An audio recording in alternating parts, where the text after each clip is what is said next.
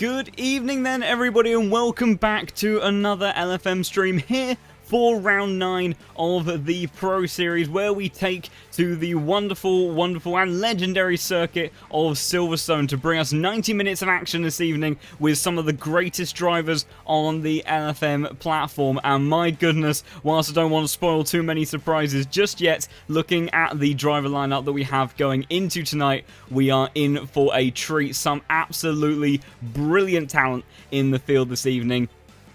And also a very interesting point in the season. Last week, we were at Watkins Glen, the first race we've had all season with the new BOP changes.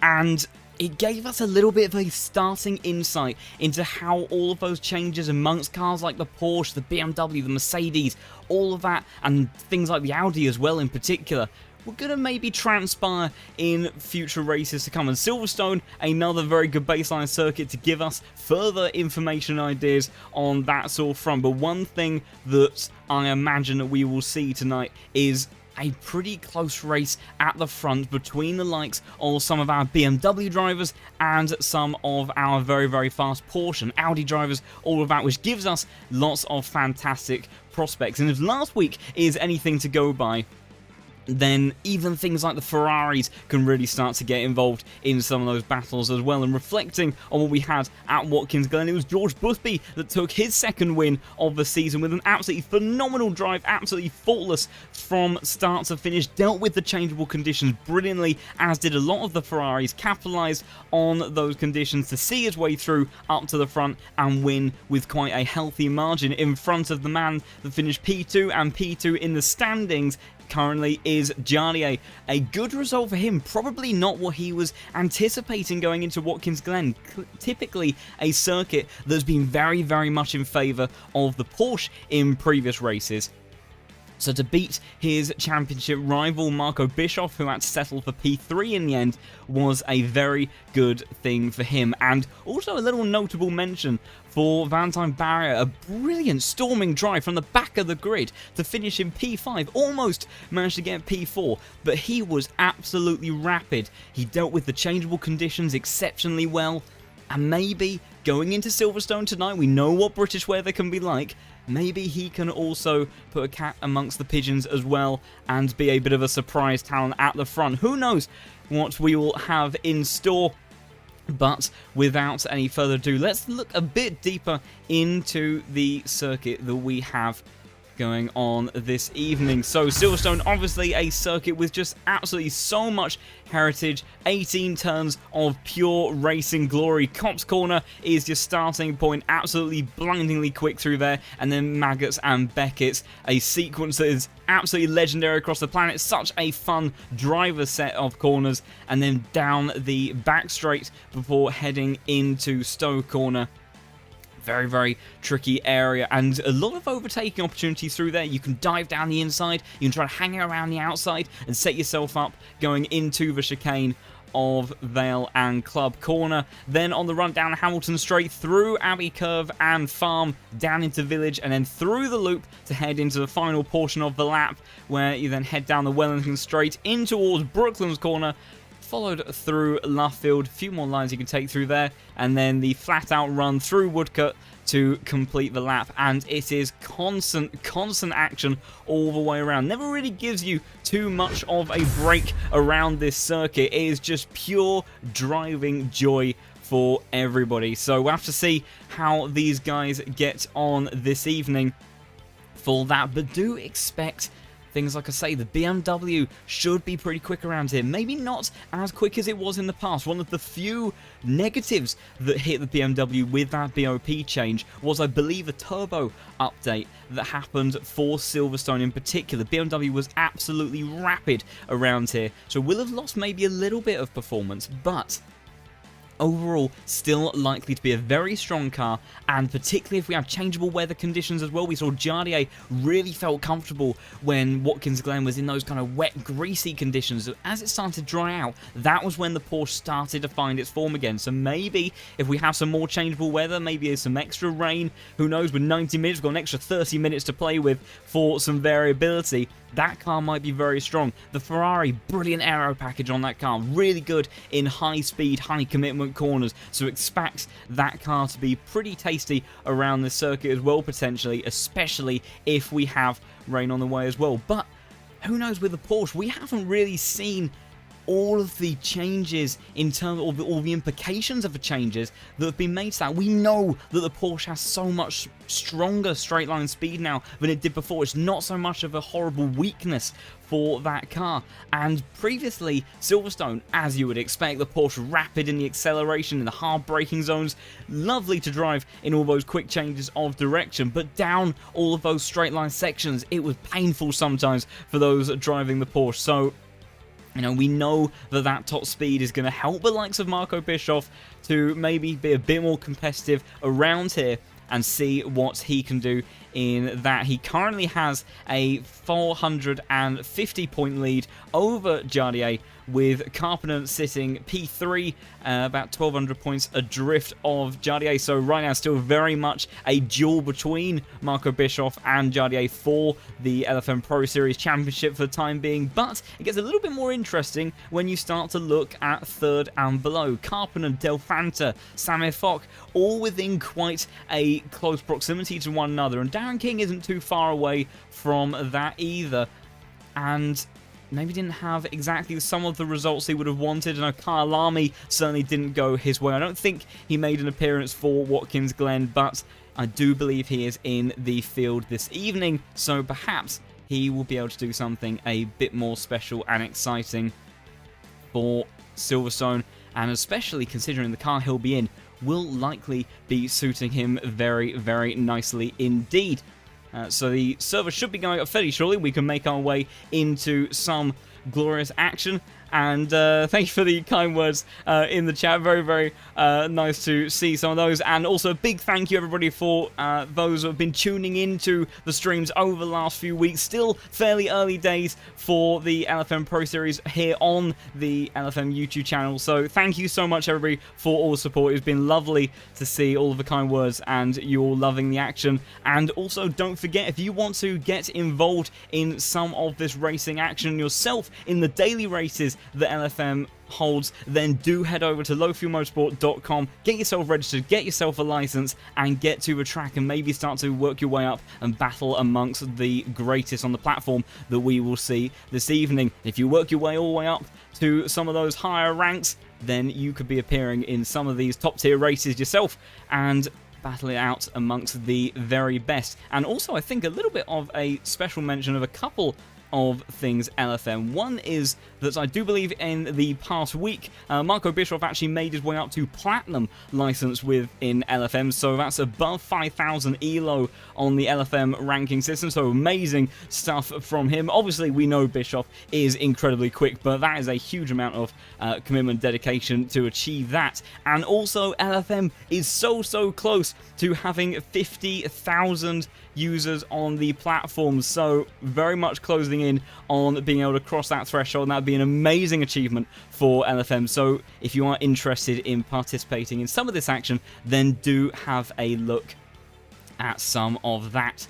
So I will just have a little peek to see if the server is up, and unfortunately, as always, I juggle all of this on a single monitor, so apologies if there are a couple of minor delays from time to time.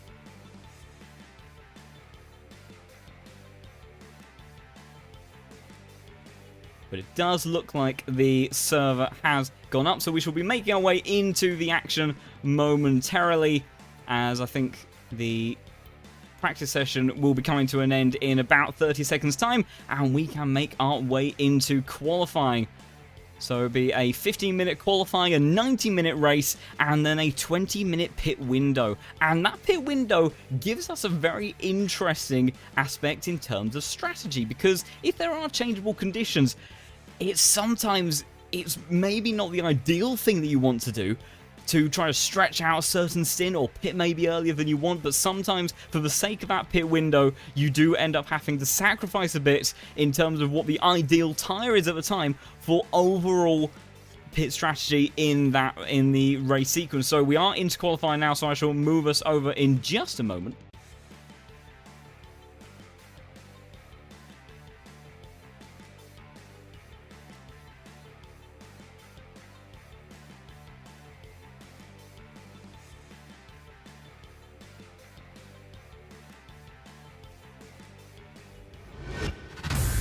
So here we go then for 50 minutes of qualifying at Silverstone race circuit then, as brilliantly have picked the only car currently that is still sitting in the pit lane. But I do think it is Yonkers in the 17 car who is leading the way, and it was this man actually that took a very unusual and surprising pole position at Watkins Glen last time out. We had a very interesting qualifying session last time. Rain came very early on in the session, and it put pay to any drivers being able to make improvements on their lap, and it was Yonkers that was able to extract the performance from the car when he needed it and do everything that he needed to do to get his way up to the top of the timesheets.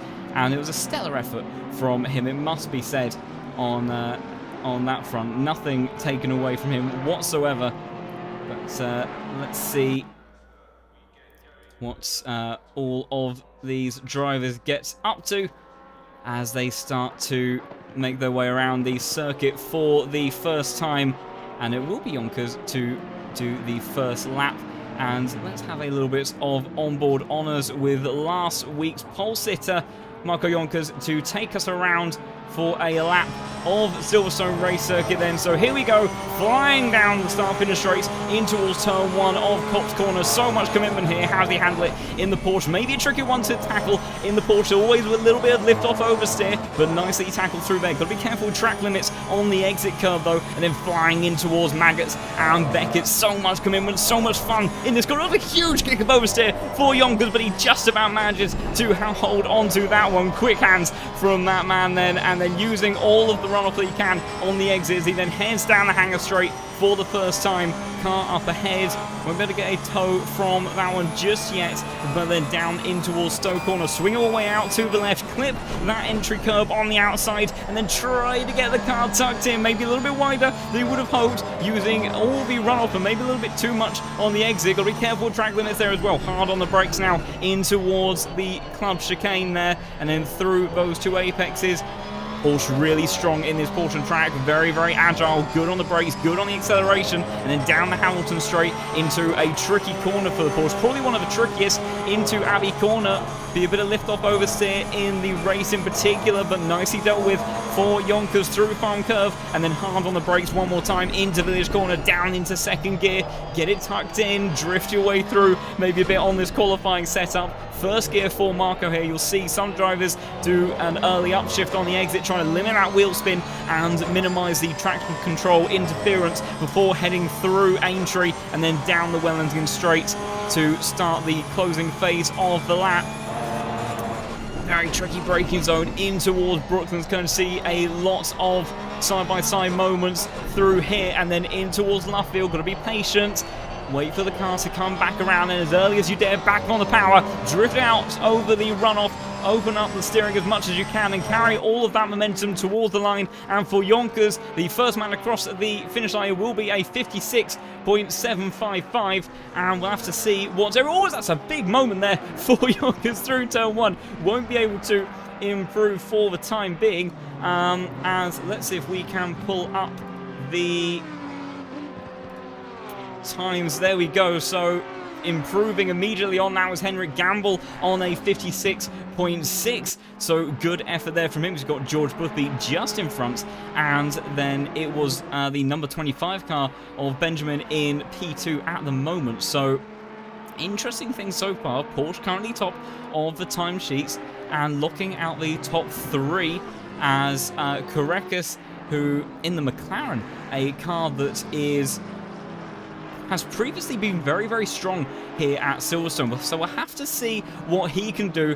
But one man already laying down the gauntlet very, very early on. Marco Bischoff takes over a tenth and a half actually off Gamble's previous best time and goes to the top of the leaderboard for the time being. So current championship leader trying to do everything he can to put himself in a good position. First of our BMWs is Jardier at the moment, currently in P6.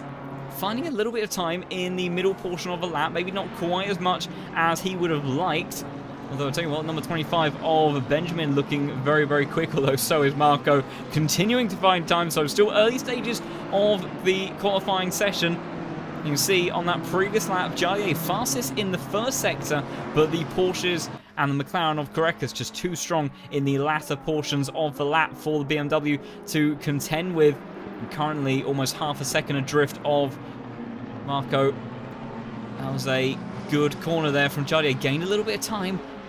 See how he fares through left field. You see that delta changing all the time. There's that balance between entry speed and exit speed. Generally, rule of thumb is to go for exit speed, which he's carried nicely towards the line. A big couple of tenths up on his previous lap, but only good enough to slot back into P6 and not good enough for what Jardier would have been hoping to challenge at the very, very front of the field. Korekis on a big improvement, actually. He's found almost quarter of a second as well as one of these like and subscribe team BMW cars gets out the way, continuing to find time through Luffield, but losing a bit on the exit. But that might be good enough to see him jump towards the front row if he can see it towards the line. Korekis, it will be good enough currently for P2, so good stuff there from him. But what can this man do? Marco Bischoff continuing to fly, and fly he does indeed, a 56.3. And he absolutely smashes that previous effort. George Boothby in the Ferrari then gets himself up in towards P3. So Ferrari then into that final podium spot in the grid order at the moment. And we have 3 different manufacturers in the first 3 spots. Looks like we'll have a dry session throughout the rest of qualifying, so these drivers not having to contend with the same kind of rush hour style qualifying that we had last time out at Watkins Glen. What can Benjamin do? He's found quarter of a second so far on the lap, so this is looking like a good improvement for the 25 car. As a couple of drivers bring out yellow flags for stopping on circuit and then returning to the garage. But everyone doing a good job to pull to the side of the circuit and not impede anyone else's laps. But right now, it is number 25 that is on one of the biggest improvements, although Del Fanta further down the order is looking pretty good as well. Be interested to see what the Audis can do this week around Silverstone. Maybe a circuit that won't quite be as beneficial to the characteristics of that car, especially since the BOP changes. As the number 25 rounding out the lap. Lost a little bit of time maybe through Brooklands and Luffield. Will still be a good improvement.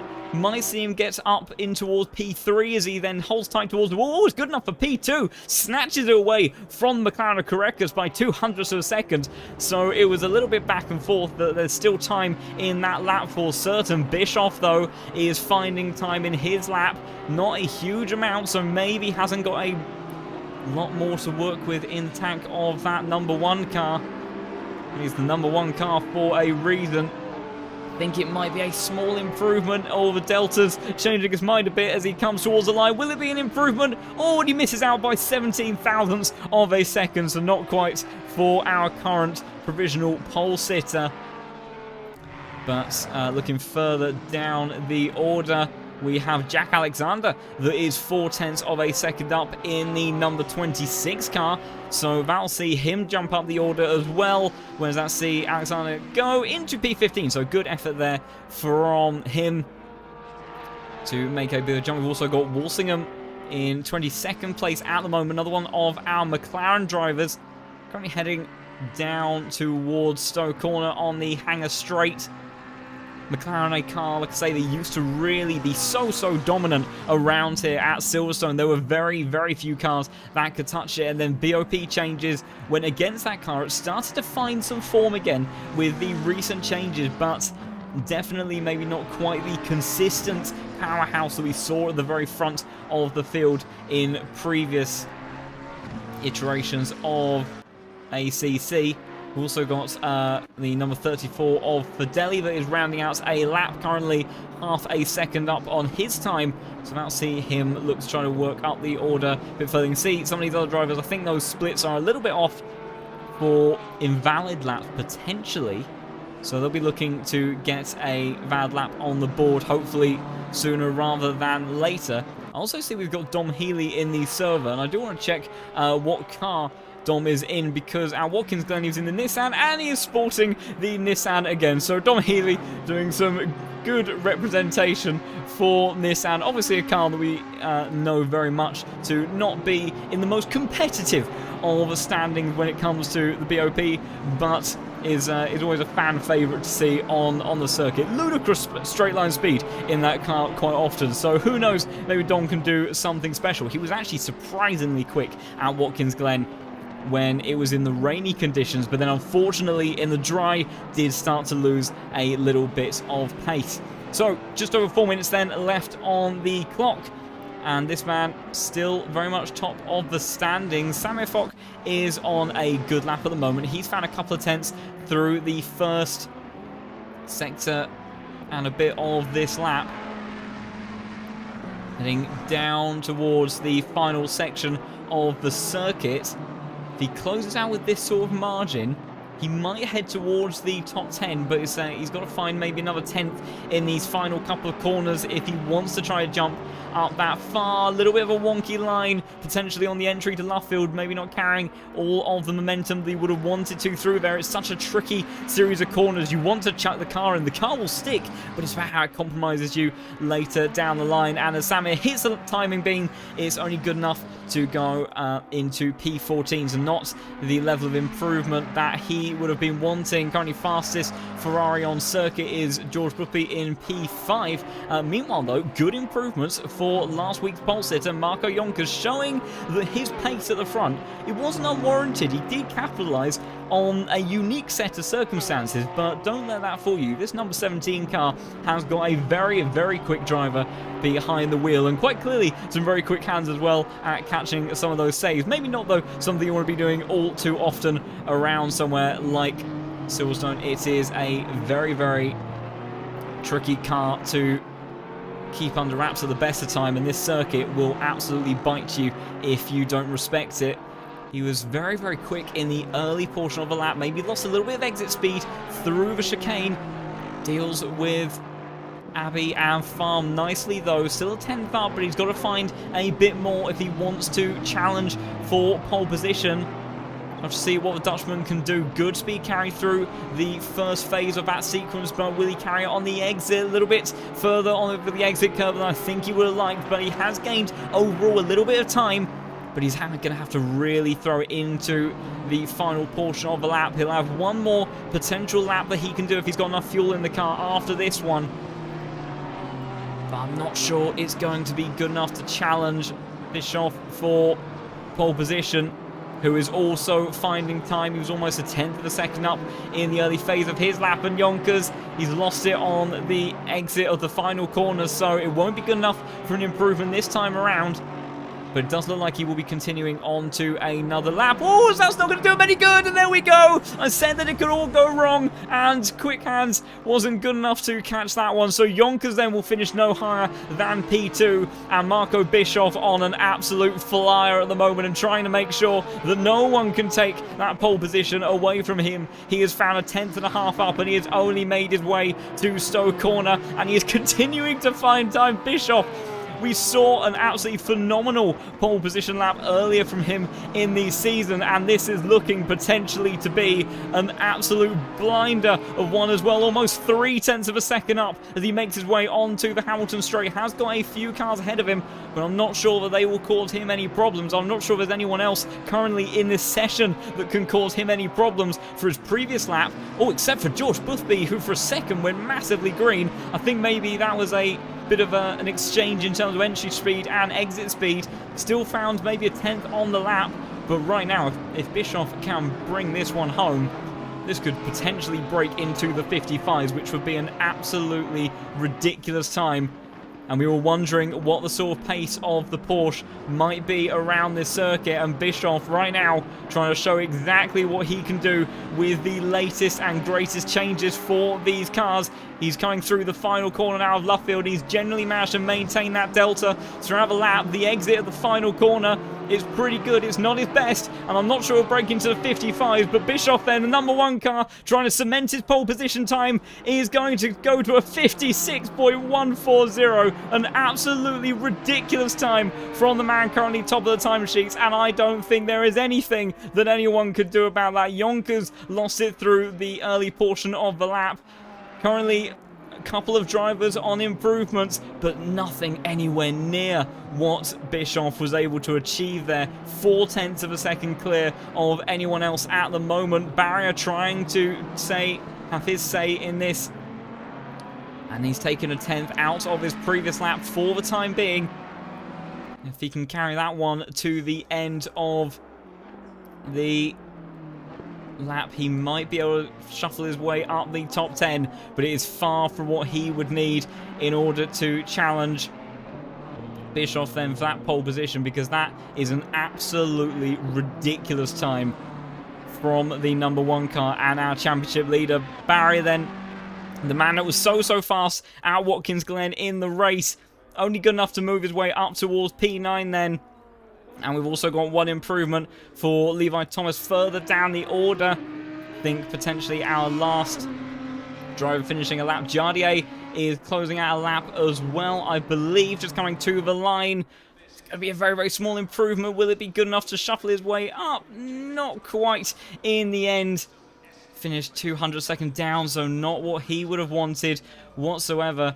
As I'm trying to find Thomas then once more as he finishes his lap. So last car on the circuit then to close out our qualifying session here at Silverstone for round 9. Thomas a 10.5 up on his lap, and he will get himself up to P17 for a respectable result for that one then. But my goodness, what a qualifying session from Marco Bischoff. Absolutely insane stuff from our championship leader, with what has to be said was just an utterly phenomenal time there. That was incredible stuff from the number 1 car. So we shall make our way through the grid in just a moment as all of these drivers start to prepare themselves for 90 minutes of Silverstone action. And we are going to get underway in just a few minutes time to see whether or not Marco Bischoff, can he convert that absolutely phenomenal lap time into a second win of the season, with his championship rival a little bit further down the order. Not where Jardier would have wanted to be today.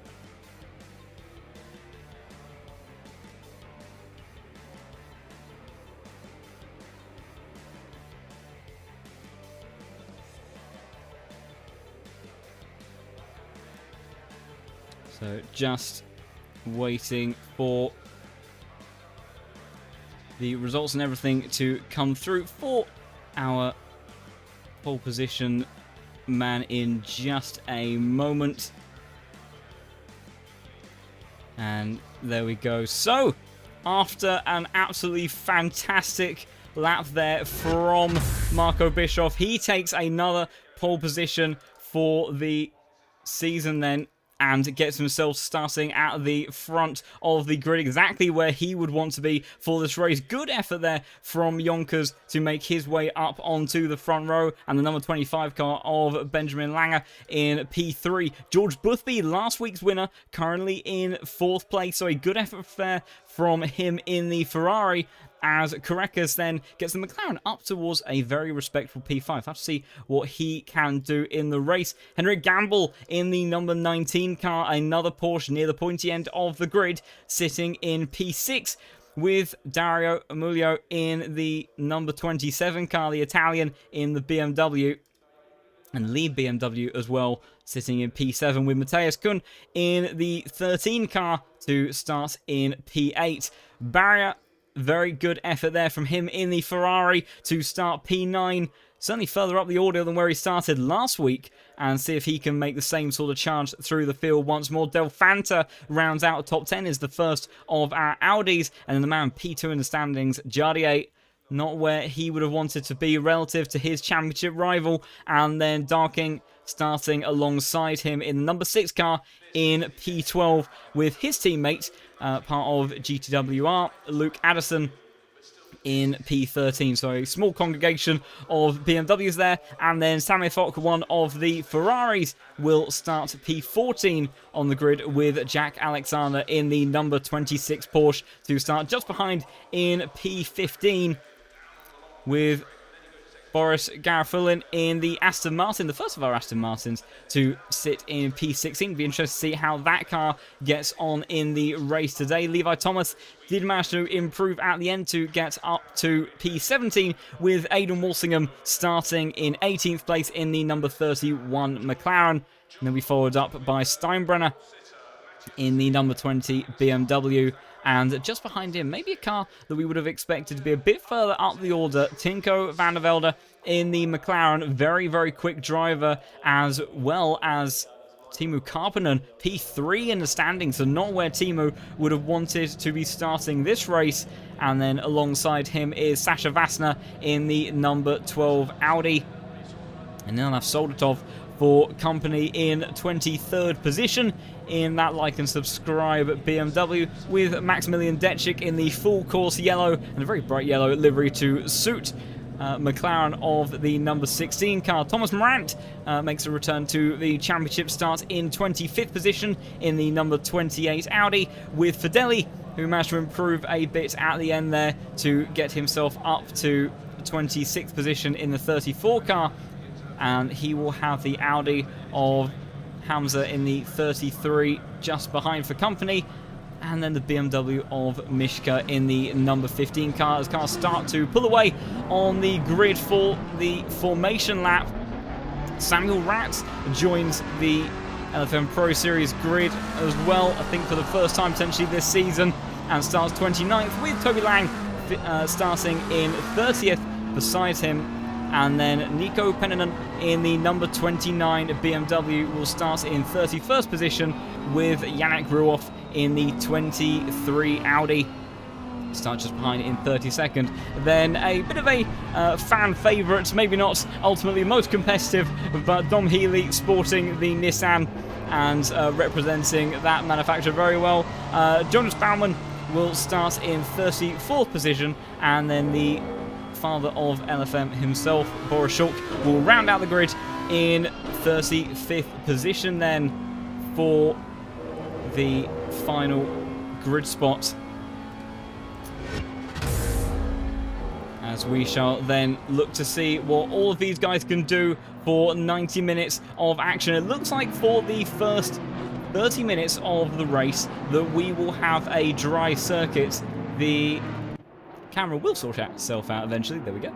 And we'll have to see, what can this man do? An absolute blinder of a lap from Marco Bischoff, and quite possibly the largest pole position margin that we have seen all season long. It was an exceptional time from Bischoff, and doing exactly what he needed to do, and especially with Jardier starting as of right now further down the order than where he would have liked.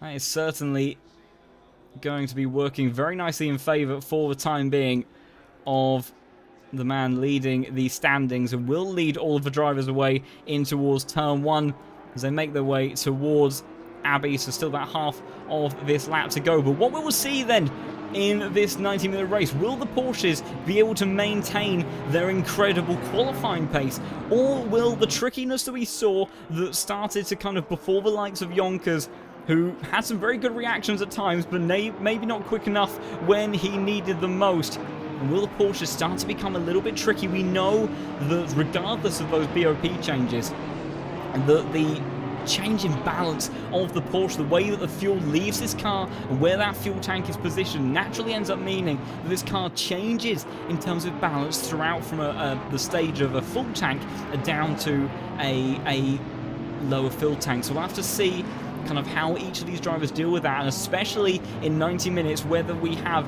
any phases of rain, any phases of change in track grip, things like that, whether these drivers have managed to adapt their styles, their setups to account for all of those different factors. So everybody starts to rush their way into grid order now and get themselves ready for 90 minutes of action then.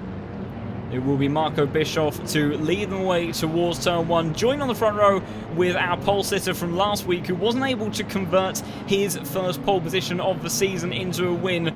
Will Yonkers put a spanner in the works and change something about that today, or will it be George Boothby, who started, I believe, P4 last time out and converted that into a win? Will he be able to take back-to-back victories and spring a surprise in the Ferrari?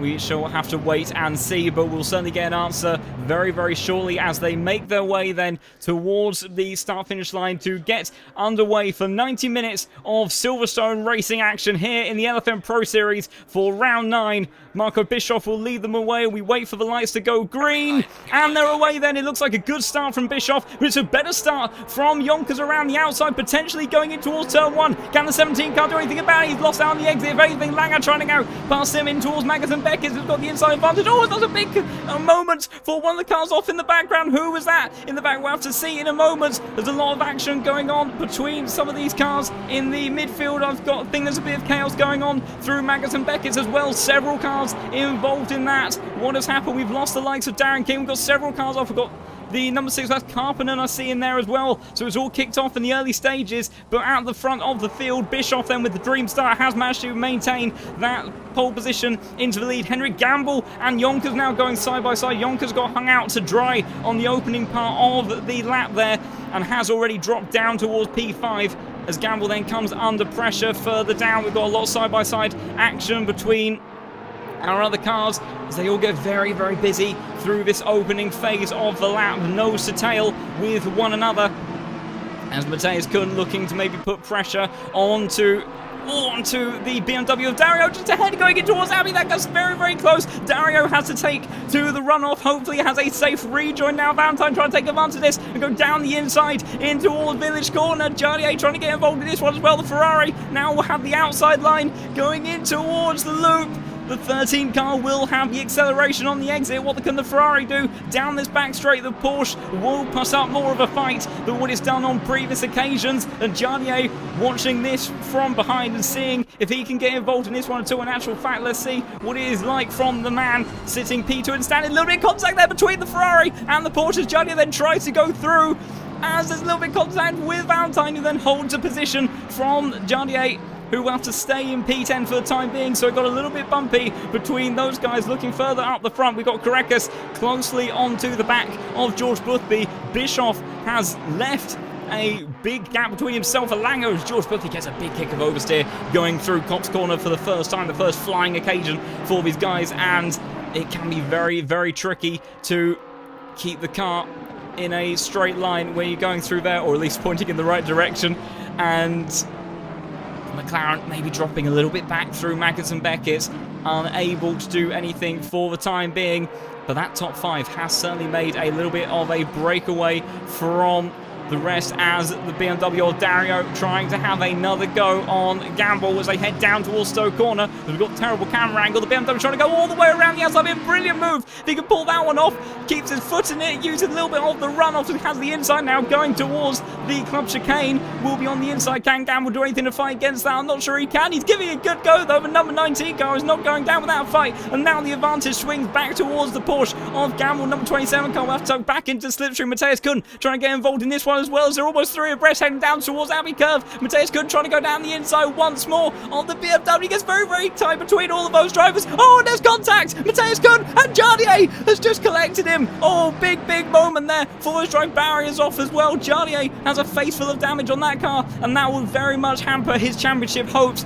Very much an innocent victim there, and unfortunately that is what can happen if you're in the wrong place at the wrong time. Matthias Kuhn, he tried it on the previous lap and it got very tight indeed, and he tried it one more time, and contact between himself and the BMW saw him go round, but disaster then for Jardier, joy for Marco Bischoff at the front of the field, and that is not going to do very well for him whatsoever, as now Luke Addison and the Aston Martin of Boris Garofulin trying to follow through.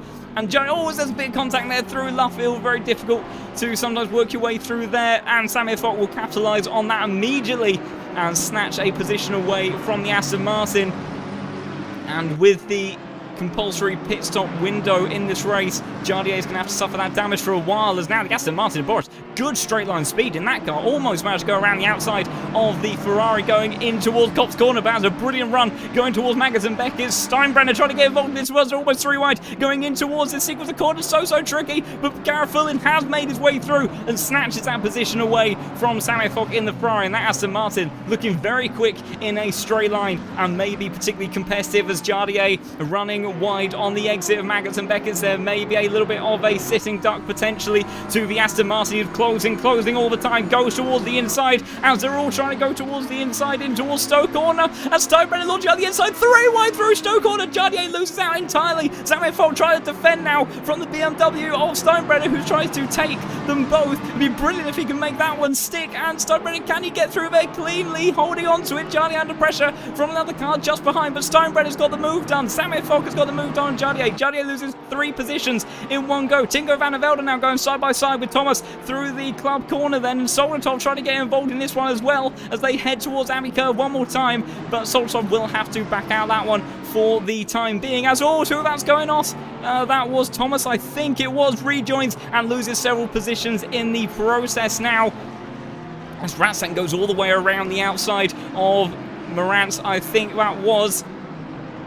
Excuse me, that was Hamza, but a brilliant move there from the Ferraris. In the meantime, I think Jardier continuing to lose positions now as he's coming under pressure from Walsingham and Tinko, swarmed by McLarens at the moment as they head down in towards Brooklands Corner, and with that damage on the front of that BMW, there is nothing that the man P2 in the standings can do at the moment. He is hanging on for dear life. Walsingham goes through, Van der Velde will have to wait for the time being, but Jardier continuing to lose so much time, and he does in the end relinquish and come into the pits, and that is a devastating way for his race to start. The only good thing for him is that with 90 minutes on the clock, there is potential for him to try to recover that, more potential for him to recover that position and some points in this championship, but certainly not what he would have wanted. Meanwhile, Carreras looking very close to the back of the Ferrari, and he's actually bump drafting him down the back straight, down towards Stoke Over. Got a face full of Ferrari diffuser. If you're an aerodynamicist, you may be interested in taking some notes on that, and they're all closing up onto the back of... Who is that in front of there? So that is Benjamin Langer, who has dropped away from Marco Bischoff, who has already opened up a 1.5 second lead. So he is absolutely flying, but would we expect anything different? Half a second clear of Langer last time around, and he is coming under some serious pressure now from this trio of cars. George Boothby, Carreras and Yonkers all trying to see if they can find a way past the Porsche. For the time being, unable to do so as they all snake their way through those sequence of corners. Silverstone giving us some lovely high-speed action shots as you see those fantastic changes of direction. Let's have a look and see on the rear splitter of Langer. We know that the Porsche will have the advantage coming out of Aintree, and that Ferrari unable to close in too much down that back straight. If anything, it's Carreras has got the best straight line speed out of all of them, as Yonkers ends up going a little bit wide through that corner there. Also further down the order, I think there might have been change of position between Lang and Vassner, as Van der Velde is looking very close to Walsingham, trying to go around the outside in towards Luffield Curve. That's a very tricky one to make stick. The number 9 McLaren trying to keep his footing here. Walsingham giving him space. Brilliant action there, and he's not going to quite have the drive on the exit. Can he do anything as they head down towards Copse Corner one more time? Now bright blue McLaren trying to see if he can get a run. He looks up the inside, but has to bail out of it. It's a very tricky corner, and you have to be very much alongside going into there. Obviously controversy in recent years in Formula 1 with that. Solostov now trying to get down the inside of Van der Velde in towards Magnussen. Beckis, but will have the nose chopped off and can't do anything for the time being. And if anything, he's got Levi Thomas to potentially worry about just behind in the Audi. Not quite the rocket ship it once was down the straight, but will certainly be a threat to that BMW. As meanwhile, saw a white flag come out there for a moment for Dario, as it's getting very close between himself and Henrik Gamble, trying to go around the outside into a couple of corners. He sweeps around the outside in a 27 car, and will he make that one stick? And he does. And now Van Dyke Barrett trying to get involved in this as well, as he sticks his nose up the inside, going through club corner. Gamble Vettel gets shoved off the track there. They both keep their foot in it, and the Porsche will get a little bit of slipstream from the BMW. That'll help him fight back. They head up towards Abbey Curve, but the Ferrari steams on through, and Gamble then has to maybe take to the runoff. Just about manages to keep it all pointing in the right direction there. Amazing commitment from the BMW around the outside, and the number 7 car of Valentine did not need a second invitation there to try to make his way through whatsoever, as we've got Morant all over the gearbox of Levi Thomas just in front, but unable to do anything for the time being. Audi versus Audi, of course. And that sometimes makes it very, very tricky to find a way through unless you have particularly different approaches to the setup, and for the time being it looks like Thomas has been able to hold him off. But my goodness, drama, lots of drama in the opening phase of the race. Big contenders, the likes of Karppinen, Dalkin, caught up on that instant at the very beginning of the race. We didn't quite see what happened, but it all looked like it got very, very messy between the exit of Copse and on the way towards Maggots. And then Jardier just nowhere to go with that contact with Matthias Kuhn, planted in the middle of the circuit, and the BMW unfortunately just an innocent victim there. It's so difficult to try to read those situations now, but someone who is loving life at the moment, Marco Bischoff, last time around, a 57.440, fastest lap of the race, 0.6 of a second clear of anybody else, and extends his current lead by another half a second over Benjamin Langer, and goes up to 2.2 seconds with that. So amazing first 10 minutes of the race from him. So certainly showing that his car is feeling well at home in these dry conditions in the early phase of the race. Will it carry on through into the latter stages, or will the likes of the Ferrari and the McLaren may be capable of... Oh, that's a big moment for George Boothby. He takes to the runoff, and does that leave him vulnerable to Korekkas afterwards? He rejoins the circuit effectively exactly where he was, so he hasn't gained an advantage from that. But just as I was saying, will the Ferrari and the McLaren be a stronger threat later on? If anything, Boothby may be under threat from binning it, as the McLaren looking very, very feisty onto the back straight down towards Brooklands Curve. Oh, as George Boothby firmly shuts the door around the outside, not allowing Korekkas to get side by side whatsoever on the entry to the braking zone there. And that allows Yonkers to try to stick his nose a little bit in this as well. Man started P2. We didn't quite see how he dropped down the order. It wasn't an ideal turn 1, but by the time they made their way about halfway through the lap, it was a top 5 position for the Dutchman, and not where he would have wanted to be. Through Copse corner once again, wide for Yonkers, and that won't help him. Looked like it was a good line there from Boothby, able to extend that advantage through Copse, but the McLaren looking very competitive down those straight line sections. Very good cornering speed, generally speaking, in the McLaren. The Ferrari arguably a little bit stronger, but it does seem that the McLaren has the advantage when it comes to straight line performance. Let's see if we go on board the front splitter of Korekkas. You see, even with a slightly distant toe, closing all the way down this backstretch towards Stowe Corner. So if he is able to get close enough, he might be able to make something happen, as will Tinko van der Velde potentially on Walsingham. It's a battle that's been hotting up for a while. He's got the inside line going down towards Stowe Corners. We get a terrible camera angle once more. Doesn't seem to be too many that work, but van der Velde then does make his way through nicely on the brakes, and the blue McLaren then, number 9 car, with those rather fluorescent green rims on that car, makes his way up into P14 then. And Walsingham will lose out the position there. So McLaren's on the move at the moment, so maybe a car that is looking fairly strong at this stage of the race, but certainly in comparison to the sort of pace that Bischoff has been able to unleash at the front of the field, no one right now, regardless of car, has an answer for that man. Thomas Morant has continued to sustain pressure onto the number 11 car of Thomas, but as of yet hasn't been able to make anything stick too much. Hangs around the 0.3 of a second gap, but just cannot seem to close in for the time being. But certainly looking dangerous for the Audi just up ahead. But when you're in equal cars, it is so tricky to try to find an advantage, and particularly if you have very similar driving styles to those in front of you, it is almost impossible to find somewhere that you're gaining enough to maybe make an overtake. So they'll have to stay behind for the time being, as Korekka's closer through Magnussen and Beckett than he has been before, and that looked like a pretty good exit there for the McLaren. So will he be able to do anything about the Ferrari as we go on board the diffuser of the number 8 car? George Boothby C closing all the time. Does he think about a lunge towards Stowe Corner? Too far away for the time being. But Korekka's still looking very quick. These drivers again closing up towards Langer. So Langer breathes a sigh of relief every time these guys go side by side, but generally speaking, it seems that their pace is a bit stronger. So maybe that's why we're seeing a little bit of tactics from Korekka of bump drafting the Ferrari on occasion, because ultimately, especially if you've got 90 minutes of racing, you can be a bit more patient in terms of how you choose your battles, although someone that is trying to make his way through as quick as possible is Morant, and in all of that battling has got Hamza now for company, as we have a three-way battle for P17. Thomas leads to Morant, and then Hamza, as they all follow each other through Abbey one more time.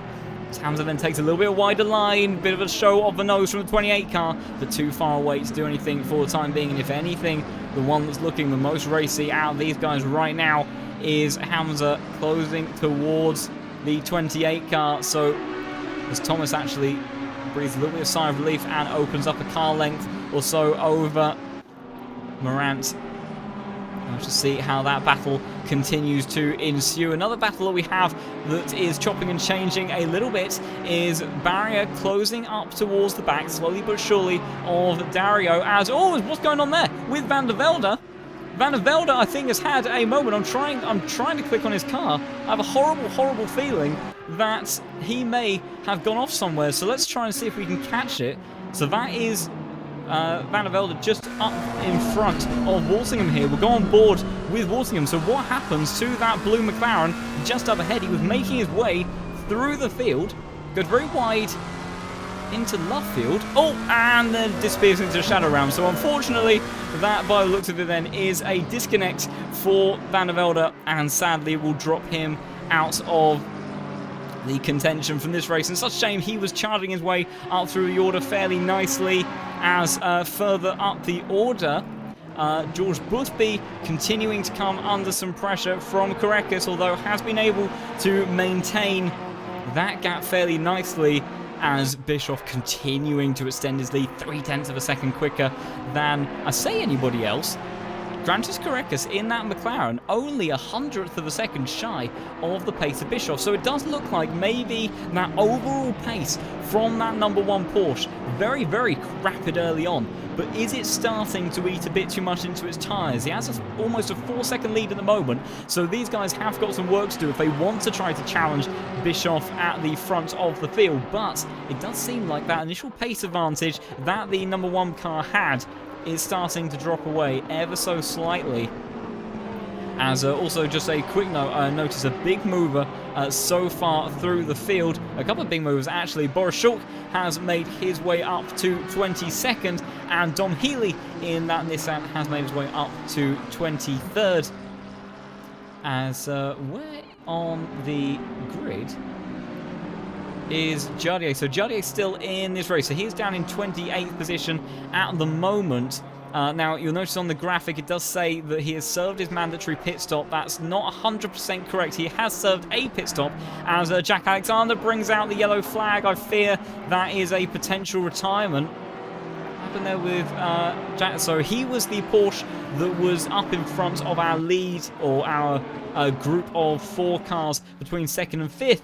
And a lap down. I think he may have been involved in some of that action incident earlier on in the race, as Samuel Ratz brings out a yellow flag. What is going on for that car? There's a couple of cars off there in the background. So what happens for the McLaren. Oh, it was through Maggers and Beckers. Oh, that got very messy indeed. So Samuel Rapt went wide on the entry to Maggers, had to cut across the grass, and it was Toby Lang that then had to avoid him, as in the meantime, Del Fanta and it's just getting very, very close between Addison, Boris Garafulin, and Del Fanta, as Steinbrenner tries to get involved in this now as well, as he tried to go down the inside through Club Corner, gets shoved off. Del Fanta has to go to the offside of the track. Not where he would have wanted to be, is now a four-way tussle for P9 there. Starts to get very, very busy as Steinbrenner already looking to try to put pressure onto the Aston Martin of Garafulin, trying to go down the inside. Does he? But the Aston Martin brakes very, very late indeed. Does he get it stopped in time? He does. Good brakes in that Aston. Addison then, I think, maybe a little bit of an initiator in this and making his way past the Aston Martin. And that allows Steinbrenner to capitalise on all of that busyness, as in the meantime, Korekas continuing to close. And you see, as soon as he starts to close, these drivers lose a bit of pace, because last time around, Bischoff 57.5, 58.0 for this McLaren, who on the previous lap was almost lapping at exactly the same pace. So this battling continuing to aid Bischoff in trying to open up that lead and extend his advantage, but Korekas looking very, very close, maybe the closest he has done in a while. Yonkers is certainly holding on to the back of these two cars, so he certainly has strong race pace at the moment. He doesn't quite have enough straight line speed to make a move.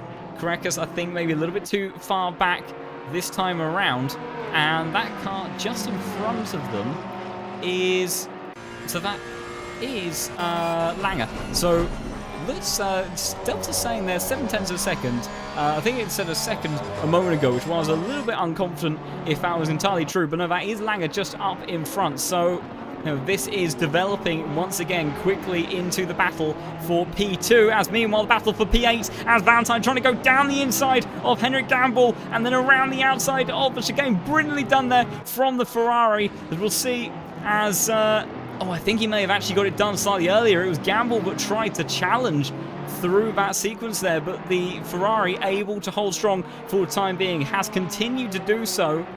And Gamble then unable to find a way back through, as Walsingham also closing up to the back of Samir Fock.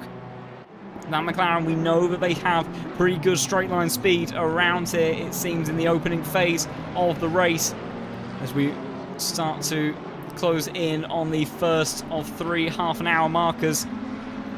And the weather still looking absolutely dry as a bone, so if there is going to be any rain, it's certainly going to be in the latter stages of the race and after the mandatory pit stop window. So whether or not that will be a blessing or a curse for some of our drivers, if we do have any changes of weather, we'll have to wait and see. As in the meantime, again, Korekas closing up once more. Does he think about a move down towards turn 1? Not quite patient there from the number 3 car. But it does look like out of these drivers that McLaren is the faster of this trio, although very quickly developing into a group of 4 battling for P2. Langer doing enough to hold an advantage for the time being, but is just losing a little bit of time here and there. But look in that opening sector, the Ferrari opening up the gap once more, as Henrik Gamble again close up to the back of the Ferrari of Barrier, number 7 car. Currently sitting in P7 and is able to hold back the Porsche for the time being. But Gamble looks very, very quick in certain phases of the track, but just can't seem to get his car into a position to get an overtake done. So he will have to stay content with P8 for the time being. As meanwhile, further down the order, Thomas Rand continuing to put pressure onto Levi Thomas. The pair have dropped Hamza a bit from behind, so a number 33 car unable to hold on to this battle for P16 then. But a little bit of a wonky line there from Morant will allow it to open up just a little bit once more, as Walsingham goes wide through Abbey, just about manages to hold on to that one, but gets it all compromised through Farm Curve there, and that will lose him time to Samir Fock just up in front. As just checking in on this battle for P3 once more, Korekas, does he think about a move down the inside once again? Very, very patient, long game playing stuff from Korekas there. He knows that both himself and George Boothby right now, and probably Yonkers as well, have the pace to overtake Langer. He's doing a good job in that 25 car, but whether or not with an hour and 6 minutes of this race left to go, does he have the endurance in the pace, the tyres, the mindset, the concentration to hold back this group of cars? I'm not entirely sure, as George Boothby and Karekas get ever closer. You see, it's in this opening part of the lap that Yonkers starts to drop back a little bit. His car, we saw it was very loose in qualifying. Oh, that's a wide moment for George Boothby through Beckett's there. I'm not sure if that will hand a potentially good enough advantage to Karekas. Ferrari is getting a pretty decent tow from the Porsche in front, and I think number 3 car will hang back one more time and stay in P4. But it does look like the Yonkers is quick in the second and third sector, but maybe has a car that isn't quite as fun to drive in that opening part of the lap. A lot of high commitment, high speed corners, and if particularly in a Porsche, a very delicate car to try to thread through there sometimes if you haven't got it set up in the way that you want. And now turns a little bit more into a trio, but you can see just Yonkers then closing. That gap was a lot bigger in the early part of this lap. And then that Porsche starts to come back very, very strongly later on, but staying as they were for the time being. Meanwhile, Dom Healy trying to make a move on Boris Shaw, going all the way around the outside in towards the club chicane. I think he's managed to get it done. The Nissan, the number 18 car, has not got many great properties to say about it, but it's got enough to allow Dom to extract the pace needed and the commitment to make that brave move around the outside of a number 30 car and see himself jump up into 22nd place. So good stuff there, as Boris goes a little bit wide through Abbey Curve, but does manage to hold onto it for the time being. This battle for P2, P3 still very, very close, as is the likes of Gareth Fullen trying to maintain pressure on Addison. The pair of them have moved away from Steinbrenner, who was able to follow through with this pair and take that position away from Del Fanta, who's a second behind him, but hasn't been able to stay on the back of these guys quite as much. Samir Fock, if anything, is a driver on the move in this group, and took another 0.2 of a second out of Del Fanta just up ahead. So the Ferrari looking strong in this phase of the race, maybe starting to deal with tyre wear creeping on in a bit better. Not too extreme in terms of track temperatures here today, but around a circuit like this where the loads on the tyres in the car are so extreme, it doesn't take a lot to certainly give them a workout and a half. But Samir, the closest he has been for a long, long time. But that Audi, good straight line speed still, and I don't think the Ferrari can do anything about it. So it's all going to have to be in the corners, but a little bit too deep there from Samir, and that's going to allow Walsingham to sneak his way through in towards Stowe. So caught out was Samir on the brakes going in towards Stowe corner. I said it has to be done in the corners as Walsingham almost goes in the back of Del Fanta. The Audi seems to have a magnet on the gearbox of that car at the moment. Thankfully no contact just yet, and hopefully no contact full stop with these guys, but it's so tricky sometimes to keep in close proximity to one another, especially somewhere like Silverstone where you've got so much commitment. Walsingham, we've seen him go wide through there, and then Samir maybe a bit compromised following the McLaren. Not so much dirty air with these cars as you would see in something like Formula 1, but these GT cars still very much reliant on their aero packages, and it is certainly a factor to consider. As now Walsingham starts to put pressure onto Del Fanta. He's got good straight line speed in the McLaren, but I'm not sure if it'll be good enough, and has to stay behind the Audi for the time being then, as Del Fanta will hold on to that P12 position. No changes further up either between Karekas, Boothby and Langer. Yonkers still tied in towards that battle as well. Also just checking in on our race leader, 58.1 last time round, extending his race lead to 5.5 seconds now, almost 6 seconds on this lap, is Marco Bischoff, your championship leader. And with Jardier having an absolutely atrocious day today, didn't start as far up the grid as he would have wanted and got caught out in a very unfortunate incident, and that saw him drop all the way down to effective last place in a very compromised position for this race. So certainly in terms of the championship, looking very strong for Marco Bischoff at the moment, as meanwhile Solotov starting to get a bit more involved in this one, as we sort of see in the distance like a fly on a wall with that camera angle. Oh, that's a moment for Walsingham's gone very wide through Stoke Corner. Now it's Samir trying to go around the outside in towards the club chicane. Can the Ferrari do anything about it? He's kept a nose, and that'll turn into the inside. Solotov may try to get involved in this in a second. Walsingham hung out to dry on the exit as the BMW tried to sneak his way through. The McLaren keeping his foot firmly planted to the floor, and there's good straight line speed in that McLaren, but I'm not sure he's going to be able to do anything into Abbey, and in the end he has to back out of that one. And we know, we've seen that Walsingham hasn't had the greatest of times through Abbey and Farm Curve. Does seem to be struggling a bit with understeer in this phase of the race. Maybe a bit of graining on those front tyres starting to develop. But Samir then, nice move from him to make his way past. Meanwhile, this train of four continuing to battle on. Bit of a compromised line from Boothby there. And a slight oversteer moment as they went through Brooklands Curve once more. And Korekis all over the gearbox of the Ferrari. Last time around, 2/10 faster than Boothby ahead of him. But Marco Bischoff, I was wondering whether or not his pace would start to deteriorate. 58.1 again from your race leader, and firmly maintaining his advantage and extending it over the number 25 of Langer. So extremely competitive pace from him as we approach the half an hour point of this race. 60 minutes left on the clock then for this Silverstone action, and we've already had a lot of chaos already. I have no doubt that with some of these multi-car battles that we will have some more, as checking in with Thomas Morant, the number 28 cars being putting pressure onto Thomas for the last 25 minutes. But the number 11 still holding firm and hasn't given in to the pressure just yet. And these equal cars not making it easy for Morant to find a way past, and is having to stay behind then for the time being.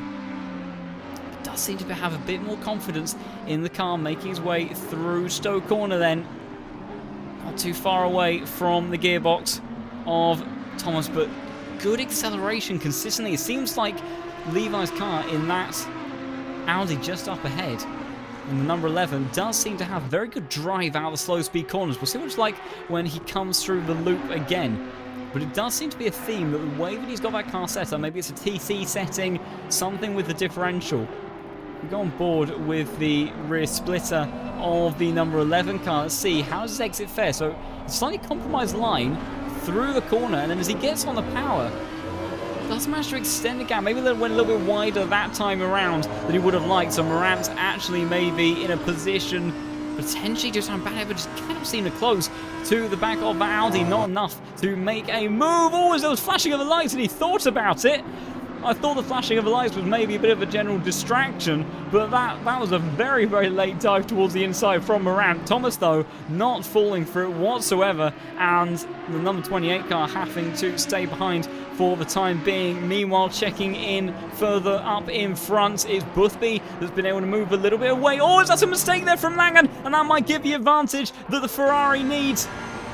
Although that gap's still looking maybe a little bit too much for the number 8 car to try to close as they head towards Stoke Corner once more.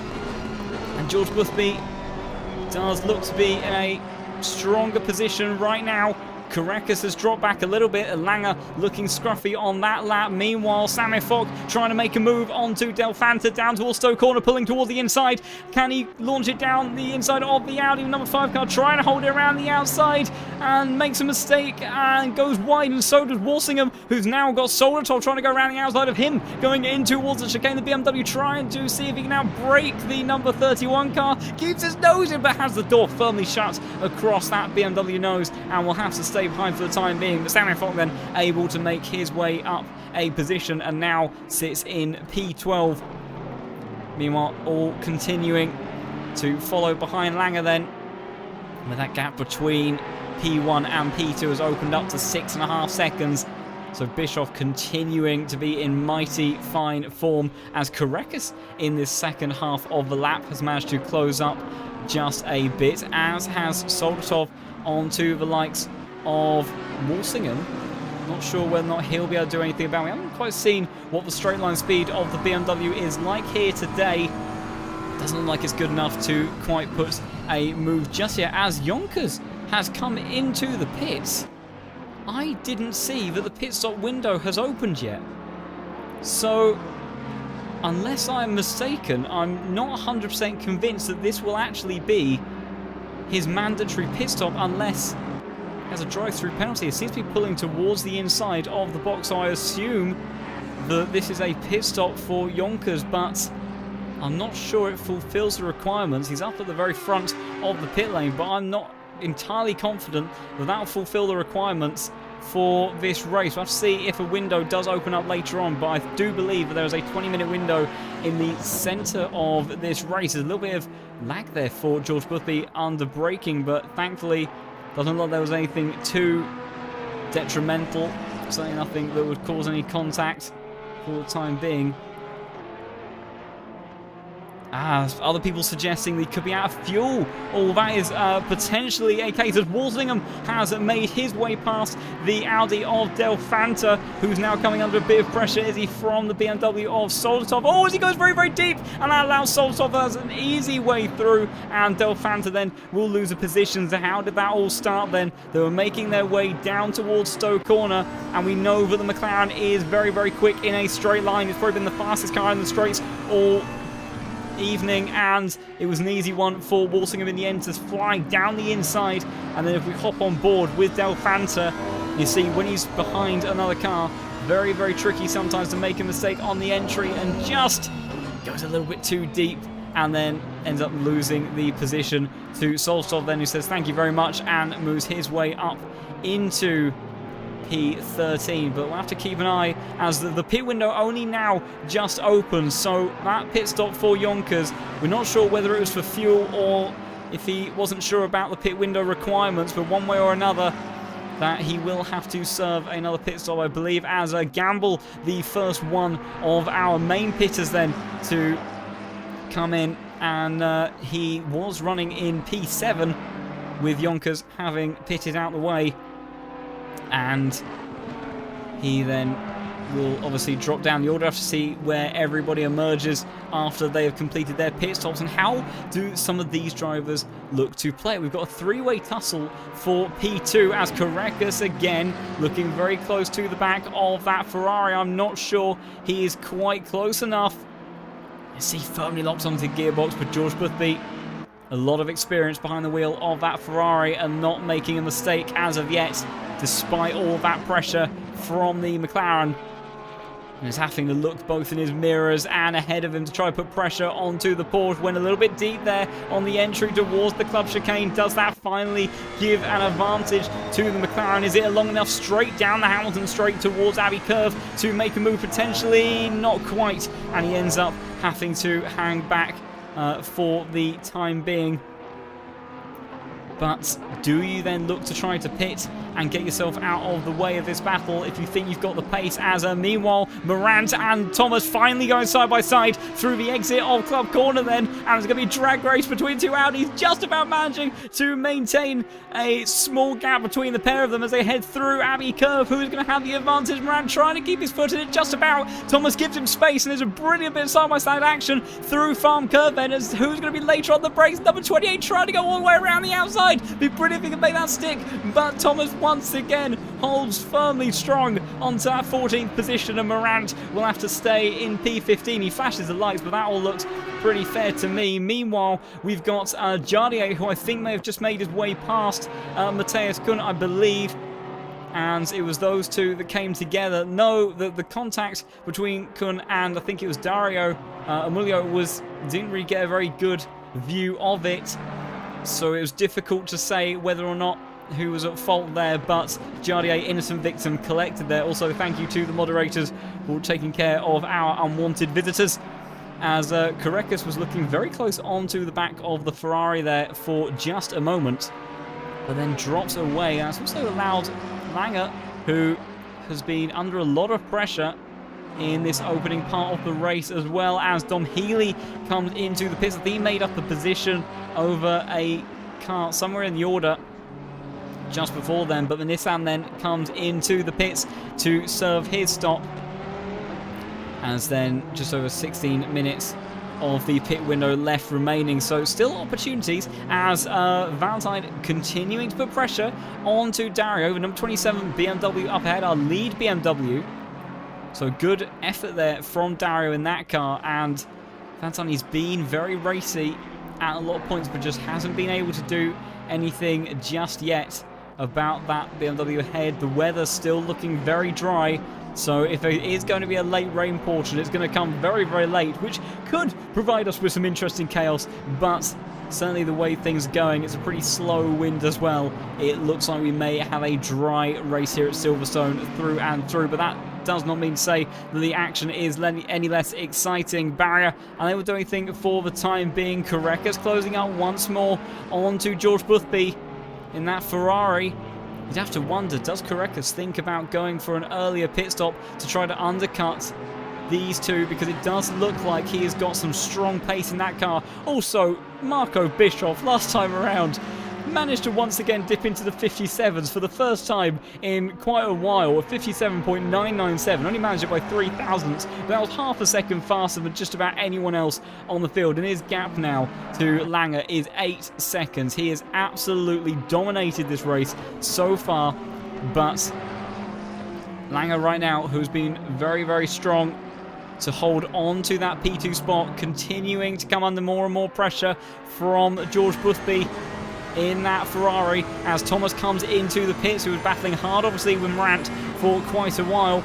Boothby shows his nose but unable to do anything, and he's got to be wary about any attacks he does make, because that McLaren of Korekka's is lurking all the time, and it's a feel the need for defense from Lange. The Ferrari trying to go all the way around the outside. He's kept his nose. He's getting very, very close on the apex. That might allow Korekka's to follow through as well. I think Lange, after holding on for so long, is going to lose 2 in 1.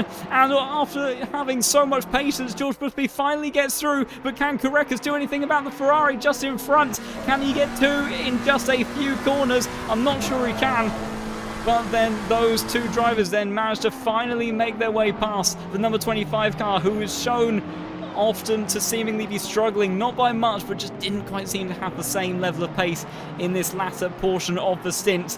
And then Boothby, then our race winner from last time out, goes up into P2, Korekka's P3, and Lange has to drop to P4. Meanwhile, Sam Fock, who has been putting in some very good laps over these last few. That's 58.4, his fastest lap, personal best actually, from the Ferrari, and was 6 tenths a second faster than the BMW just up ahead of him of Steinbrenner. So he is looking very, very racy indeed. And if he continues that sort of pace into the second half of the race as well, could look to make his way up through the order quite nicely, potentially heading towards that sort of top 5 kind of region. We'll have to see how it plays out as Lange comes into pits. Oh, Sammy makes a bit of a late decision to come into the pits, as does Walsingham. And I think Sorotov looked like he maybe was pitting, but he stays out for the time being. But our top 3 then staying out. So what will Lange end up doing? Because he has gone for an earlier stop. So he is trying to play out this undercut strategy, and he is hoping that Boothby and Korekka's will start to battle, and that will allow him on those fresh tyres to move his way back up. Korekka's, though, unable to do anything about the Ferrari once again. Has seemed to be, on average, the stronger of the 2 cars, but the Ferrari very, very good in the corners. The McLaren, certainly no slouch, has the advantage in a straight line, but Boothby doing everything he needs to do for the time being to hold on to what is P2 in this race. Bischoff then 1.1 seconds clear of these guys last time around, partly as a result of that battling, but that means he almost has a 10-second lead before we even reach the halfway mark of this race. So he is absolutely on another level today, and just show what that looks like. That is Marco Bischoff, and those specks in the background that you may just see. There you go. You saw about 3 pixels of them for just a moment. If you were particularly eagle-eyed and maybe watching on a high-resolution display, those 2 pixels were these 2 battling. So that is the gap that Bischoff has been able to open up amongst these drivers, and he is absolutely loving this race today and clearly is enjoying the changes of BOP as Korekis then looks to make his way into the pits, maybe worried about losing too much time to Langer, and also feels that maybe he can get an undercut onto George Boothby, so I have to keep an eye on whereabouts he emerges. Langer then has seemingly been in open road for the time being, so he hasn't been held up, which is obviously advantageous for him trying to get this undercut strategy to work then, as still quite a long pit window for these guys, so 11 minutes left to go. I imagine that Marco may choose to pit quite late. He's got the time frame to work with in order to do it, and that would just mean he has very, very nicely fresh tyres to the end, but we'll have to wait and see for certain. But main interest for the time being is this man Benjamin Langer, as he makes his way round Luffield then. So whereabouts is Korekis? So Korekis now on the move, heading towards Cops Corner now. Where is Langer going to be? We'll go on board that rear diffuser. Does he emerge out in front? Oh, he does, and by a huge margin as well. There is Langer in the background. So Korekis, one way or another, through that pit stop, Langer has lost a huge amount of time. So that undercut really not working for him. So was that a poor outlap? Was it a mistake from Langer? Or was it simply maybe repairing some damage in the pit lane? Be interesting to see whereabouts Boothby emerges relative to Korekis. Maybe this is why Bischoff has stayed out for the time being, because doesn't want to pit too early. Tyres maybe taking a little bit longer to get up to temperature and pressure. But still no major changes in conditions, as yellow flag for Samuel Ratch briefly. I think that may have been him exiting the pit lane, as our race leader then and George Boothby both come into the pits. And George Boothby sees our race leader Marco Bischoff, probably the closest he has done all race long, because that number one car has occupied that number one spot and does so in the championship as well, and has been in absolutely incredible form all race long so far as we reach this halfway stage. But whereabouts will Korekis emerge relative to Boothby? We know that Bischoff is realistically going to come back out in the lead, as just checking in on, it looked like there may have been a swap of position there for a moment between Morant and Hamza. Although interesting to note, Levi Thomas, who was obviously battling very, very hard with Morant. You can see that's a bright green car in the background is Thomas Morant, so that gap has opened up very, very extensively. George Boothby still up on the pit jacks at the moment, does drop down. So where is Korekis? That's Benjamin Lang lurking in the background then. See on board, that's the Ferrari just up ahead. Boothby and Korekis is going to be very much close onto the gearbox. His tyres are up to temperature as well. He dives towards the inside of Mangas. Can he sweep around the outside of the Ferrari? He does! Korekis, after all the patience that he's had in this opening stint, finally manages to make a way through, and maybe even able to make up quite a nice gap between himself and George Boothby, with those tyres having already been run for a lap. Boothby's tyres will be cold, and he may even come under a little bit of pressure from Benjamin Langer. But brilliant stuff there from Korekis to see him jump up to P2 in this race. As meanwhile, another battle developing. Luke Addison has lost out in the pit stop phase to Boris Garofullen. They were fairly close on track before, as Addison shows his nose up towards Stowe Corner, but unable to do anything for the time being. And we've also got a little bit of a three-way tussle, I think, potentially going on. We've got Boris Schulk on the back of Detchik, who is a bit adrift of Dom Healy, that is pushing some pressure onto Samuel Ratz just up ahead. So the Nissan GTR still trying to make up some moves. Jardier and Matthias Kuhn serving their mandatory pit stops as well, so as Yonkers. So they have all come into the pits. So now everybody on effectively a level playing field as Toby Lang and Hamza are the last drivers to be emerging from the pits now. So everyone, I do believe, has made their mandatory pit stops, but the pit stop phase of the race then heavily working in favour of Caracas, who, after having to be so patient for so long and sitting in P4, finally makes his way up a couple of positions and manages to jump into P2 in this race and already opens up a second gap from George Boothby. Now, will he be able to close in on Marco Bischoff? We'll have to wait and see, because we know Bischoff has been absolutely phenomenal all race long so far. I'm not sure if Caracas will have the sort of pace to bring down a gap like that, or even compete on the pace of Bischoff, who was certainly exceptional in the early part of the race. Yonkers now recovering from what we believe to maybe be a bit of a technical issue in terms of strategy organising, as the McLaren of Baumann will allow him through, clearly recognising that Yonkers the much faster car there, and Marco then jumping up to P16 and has still got 40 minutes on the clock to try to recover position. So he's got about 15-16 seconds or so up towards the top 10. We'll have to see what his lap time is this time around. This will be the first representative lap of his pace in the second half of the race. The drivers ahead of him doing anywhere between low to high 58s. So it would certainly have to be something in the 57s, but that was what he was achieving in the early stage of the race, but seemingly may have been a little bit under-fueled, if anything. So we'll see what the Dutchman can do, but at least it makes up a position on his recovery drive. Meanwhile, Solstov putting pressure on Walsingham up ahead, as a little bit of a continuing battle starting to develop on the outskirts of the top 10. Solstov up 11 positions then, and the number 24 car right now not far away whatsoever from the McLaren of Walsingham.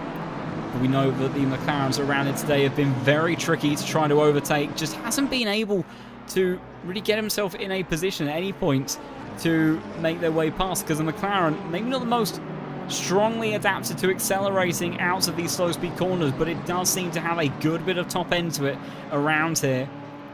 And the braking zones, the McLaren has a little bit of an interesting characteristic. If you've never driven the McLaren before, the brakes, to those that maybe aren't used to them and are used to driving some of the other cars, when you first hop in the McLaren, you try to drive it in anger, it almost feels like the brakes don't work, because it has this somewhat useful but somewhat unique characteristic of completely understeering when you hit the brakes, and it takes quite a while to adapt to that sort of change in driving. A bit like adapting to the Porsche in terms of how it deals with lift-off oversteer.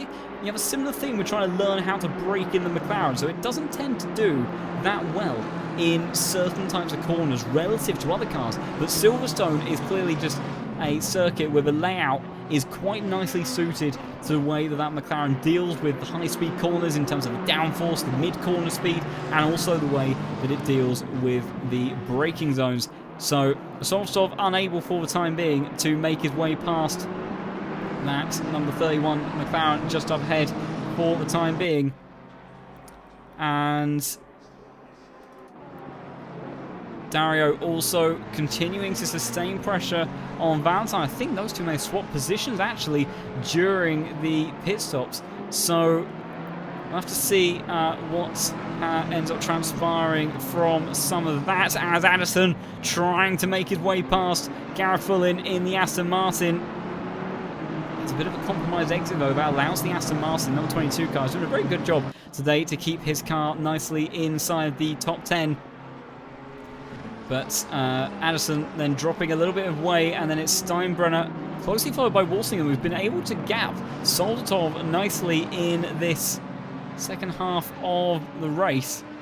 And it wasn't too long ago when that BMW was putting him under all sorts of pressure, and now that McLaren looking increasingly racy as they head towards the start-finish line one more time, as Addison has also closed up in this latter stage of the lap to the Aston Martin. But that car, Aston, seemed to have very, very good straight line speed. A lot of grunt in that car now since VOP changes. Wide moment for the McLaren of Walsingham, and if anything, it's now Steinbrenner that's looking to be on the back of Addison, so chopping and changing all the time between these guys. Addison taking a little bit of dirt through Magnussen and Beckett. Does that allow Steinbrenner to carry some momentum onto the hanger straight towards Stowe Corner? Equal cars again and unable to close in anywhere near as much as he would like. Will have to hang back for the time being. And yes, in response to always, we've got a yellow flag out for Samuel Ratz, and that is an off moment for the pink Ferrari. So what's happened there? Oh, it loses the back end through Magnussen Beckett's then, and just can't hold on to the car. I think that was Magnussen. Was that Abbey curve? I'm trying to...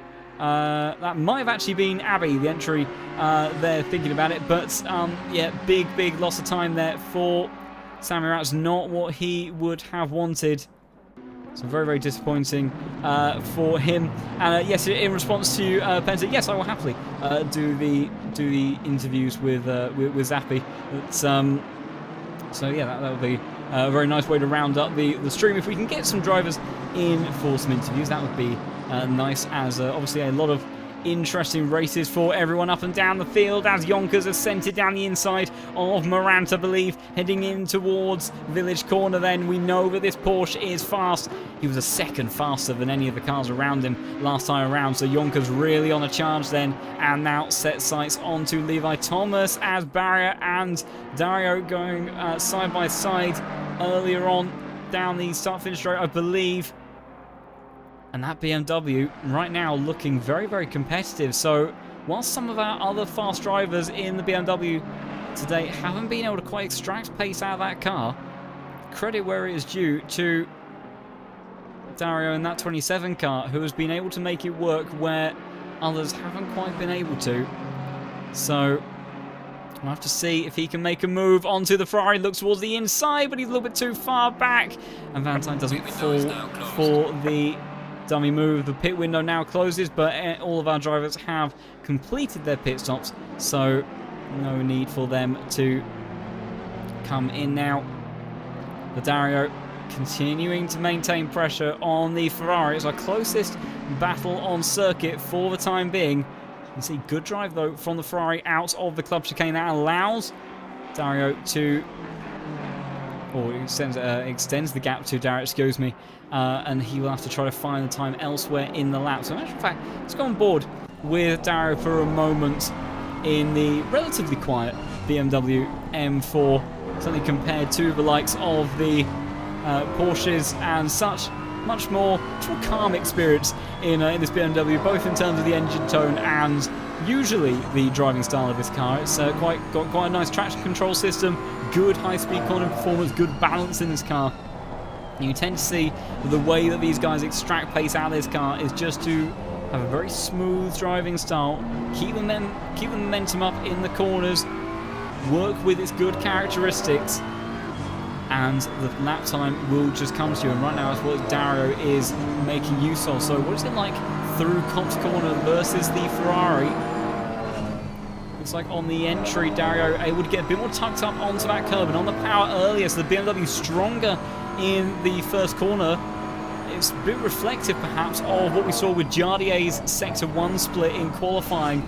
He went purple at one point in that sector, and that was where the BMW was strong relative to the rest of the grid, before Bischoff just absolutely destroyed everyone else's chances of pole position. Dario, very nice through Magnus and Beckers, and now maybe does he have a better run? I think he might. Oh, it's a very late defense from Valentine towards Stowe Corner. Shuts the door on the BMW. That was very late indeed, as there's almost contact on the exit. Dario trying to find a way through. Pick a line, boys. And Dario, in the end, chooses the outside and then tries to go around the number 7 car in front, but very harsh defence from Barrow. Not sure if Dario will be too happy with that. Meanwhile, Soldatov and Walsingham going side by side towards the club chicane, and the BMW finally makes its way through. Walsingham in that car, despite its good straight line speed, does lose out, although maybe does he have a run to fight back, because he is firmly locked into a diffuser of that BMW and going towards Abbey Curve. I don't think he's quite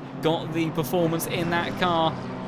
Maybe hasn't quite got tyre pressures right. Once again, Walsingham wide through Abbey Curve and then into Farm. Doesn't seem to have a car that is working nicely throughout set of corners and can very quickly go wrong, a bit like it did for Samuel Ratz. Not entirely sure if he went off for Abbey or Magnussen Beckett's, but still a very similar style of corner, if nothing else, and it certainly will spit you out if you do not respect it. But my goodness, that was a very tight battle between Valentine and Dario. It's opened up a little bit for the time being, up to 0.7 of a second, as meanwhile we've got Boris Schulk, who has been going back and forth, trading lap times with Decek just in front in the full course yellow car. So the Audi does seem to have been the stronger of the pair, but unable to do anything just yet. Meanwhile, just checking in with Jardier. Obviously a very atrocious day for him, but still courageously, as he so often does, remaining in this race. And 57.8 last time around. Not quite on the pace of his championship rival, but certainly around what our top 3 drivers were doing. So who knows what he may have been able to extract if he'd managed to avoid that contact with Matthias Kuhn in the early stage of the race. Meanwhile, Dario does seem to be the faster of these two for the battle for Peak 5 and has already closed back in to the gearbox of Valentine Barrett just up ahead, who doesn't quite seem to have the lightning race pace that he showed at Watkins Glen. He really was on another planet, and he started all the way from the back of the grid. And I seriously do wonder if he'd been able to qualify up the order, what he would have been capable of in that race. But whilst he has done nicely so far today, gained 4 positions to find him into that P5 spot. One of those admittedly benefited from a bit of a strategic error from Yonkers that saw him drop down the order, but still you have to put yourself in these positions to benefit from other people's mistakes, but maybe not quite the same rapid speed that we saw from him last time out. Meanwhile, interestingly enough, P1, P2 and P3 separated last time round in terms of their lap times on the, on the previous lap was separated by only 0.07 of a second. George Boothby was the fastest of the trio on that last lap, and now finds himself starting to reel in Grantas Kurekes. So Kurekes, after finding his way past, eventually does seem to now be maybe losing out a bit. 0.2 of a second loss, over a quarter of a second loss actually, to George Boothby last time around, who's looking very, very racy through Magnussen Beckett. So the Ferrari, our race winner from last time out, certainly not letting go of a potential P2 finishing position. But we've seen how fast that McLaren is in a straight line. It's going to be very tricky to try to overtake that car, as Dario also putting more pressure onto Valentine, but just unable to make his way through as of yet. We'll have to continue to settle for P6 for the time being, but some of these battles, we've got some new ones occasionally forming, but we've also got a lot of chopping and changing between ones that we've had going on for quite a while, and it's very exhausting when you've got a 90-minute race, let alone if you have a longer endurance race that, you know, trying to maintain that concentration under that amount of pressure for so long is very, very difficult at times, as a bit of a wide line for the Ferrari there through Farm Curve, maybe just losing a little bit of performance on those tyres. We'll have to see what the pace difference was last time around, although Valentine very neatly through the loop and Aintree and immediately opens up that gap by a good couple of tenths. So it does seem to be that there's a bit of a back and forth going on between the strong suits of each of these cars, and it all kicks off as soon as one just about manages to get their way into a potentially overtaking position.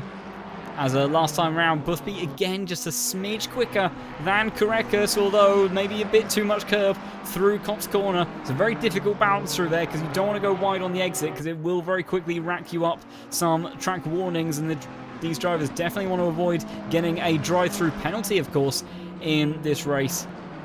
But at the same time, if you want to compete at the highest level, you really do have to extract everything, and that's exactly what Boothby has done through that opening sectors. He's firmly locked in slipstream, but he's barely gaining anything.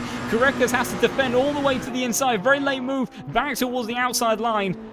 but the Ferrari unable to do anything for the time being. But it really does look like at the moment that out of these two cars, the Ferrari is the stronger of the two. Shows his nose up the inside, but can't do anything as of yet. The BMW of Emilio is still putting Valentine under pressure as well, as is the likes of Yonkers, who is continuing his charge through the field and now locked onto the gearbox of Levi Thomas.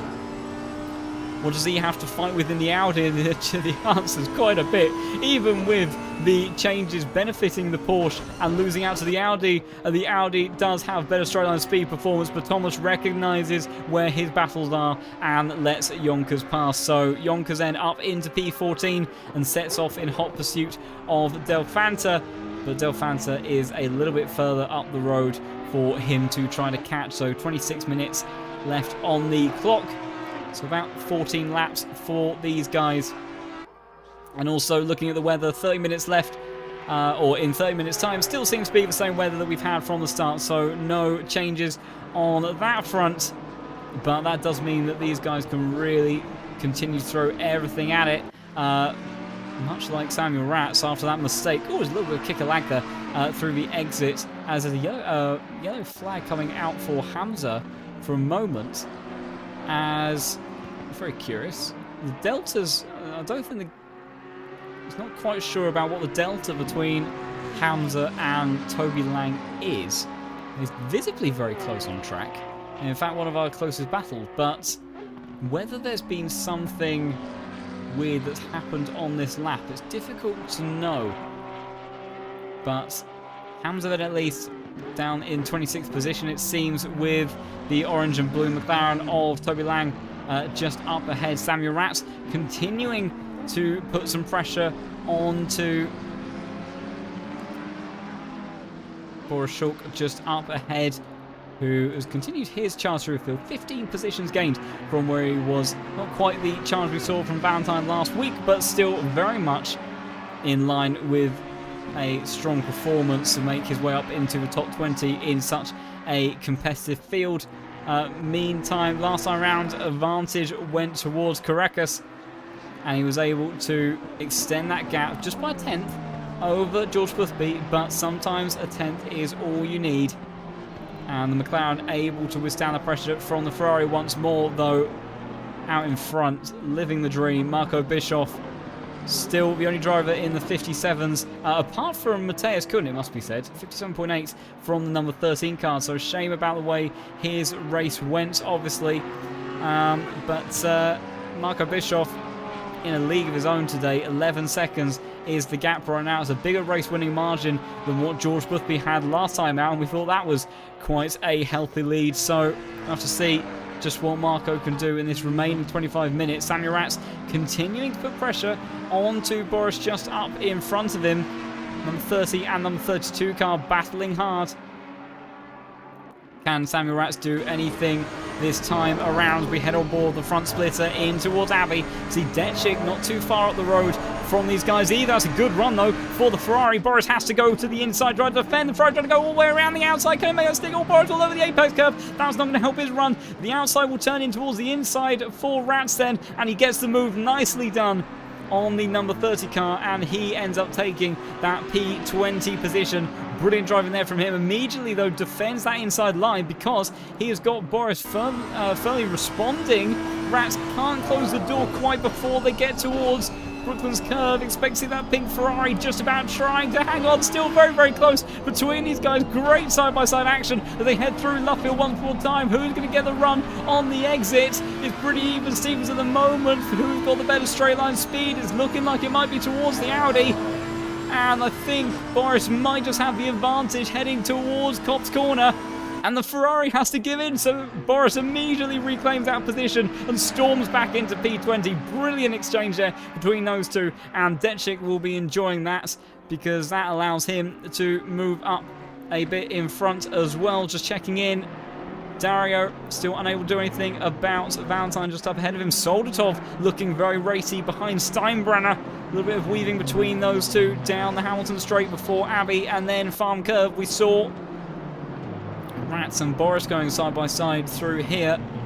BMW's not quite close enough just yet, although a little bit deep on the entry for Steinbrenner. Goes deep on the entry in towards the loop. That gives an overlap for Soldatov. Steinbrenner does have the initial acceleration advantage, but he has to go the longer way round because the nose of the number 24 car is still there as they then are side by side down towards Brooklyn's curve. Can Soldatov make his way through finally in towards 10th place? I think he will unless Steinbrenner comes back, but I don't think he can. And the number 24 car then 13 positions now gained and sees its way up into the top 10. So brilliant stuff there from the like and subscribe BMW. Patience ended up paying off, and that mistake from Steinbrenner sees him drop a position. So unfortunate for him, but obviously to the benefit of Soldatov last time around. Kurekas now extended that gap up to a second over Boothby, so Boothby not able to respond in these latter portions. In actual fact, it was Kurekas that was the fastest car on circuit. Only 0.08 of a second faster than Bischoff, but his pace has quite clearly been absolutely phenomenal all evening. Dario, again, on the gearbox of the Ferrari of Valentine, just up in front. These two got a little bit too close for comfort at times there, but just unable for Dario to get enough of an overlap. Although it did look like a bit of a wide line for Valentine. Let's see how they fare through Abbey and Farm. The BMW has seemed certainly better set up in the early phase of the lap. Pretty even through Abbey and Farm, despite being quite similar in terms of traits. Really high speed, high commitment corners. But Valentine able to deal with those pretty well. We also heard an interesting little early upshift. Quite a unique feature of that corner, and also the gearboxes are in some of these cars. Bear in mind these cars have fixed gear ratios, and which ends up determining quite a lot in terms of their characteristics for top speed and acceleration. And the BMW, wherever it has it placed its gears, it's obviously a little bit in between gears as it heads through Abbey and Farm curve there. And then on the apex, you can hear Dario upshifting, despite he's going for a lift. And he's not in a slow speed corner, so it's not too much in the way for benefiting sort of traction control and things like that, I don't think. It will help a little bit. I think, if anything, that's to stop him from banging the limiter too much mid-corner and finding himself in an awkward position, so it makes it a little bit more drivable from that perspective. But does seem to have a very nicely set up car through Maggott and Beckett's, and that is where he tends to close. But the Ferrari, a bit more agile in the latter stages of the lap. They are coming up on some traffic, so whether or not that will start to introduce any sort of drama, we'll have to wait and see. Last time around, few drivers made their way back into the 57s. It was George Boothby to be fastest of our front trio, so he's not entirely letting go of P2 just yet. But that gap has opened up to a second, as has Bischoff's lead, which has hovered around 10 to 11 seconds. So he really managed to open up when those other drivers were behind Langer in the opening part of the race. But since Kurekas and Boothby have stopped fighting, as the traffic lets the two drivers on screen past, so it's not interfering with their battle whatsoever, which I'm sure both Valentine and Dario will be grateful for. Probably more so Valentine. Dario may be able to use it to his advantage, but at least it doesn't add any worries into his circumstances if he tries to go for a move.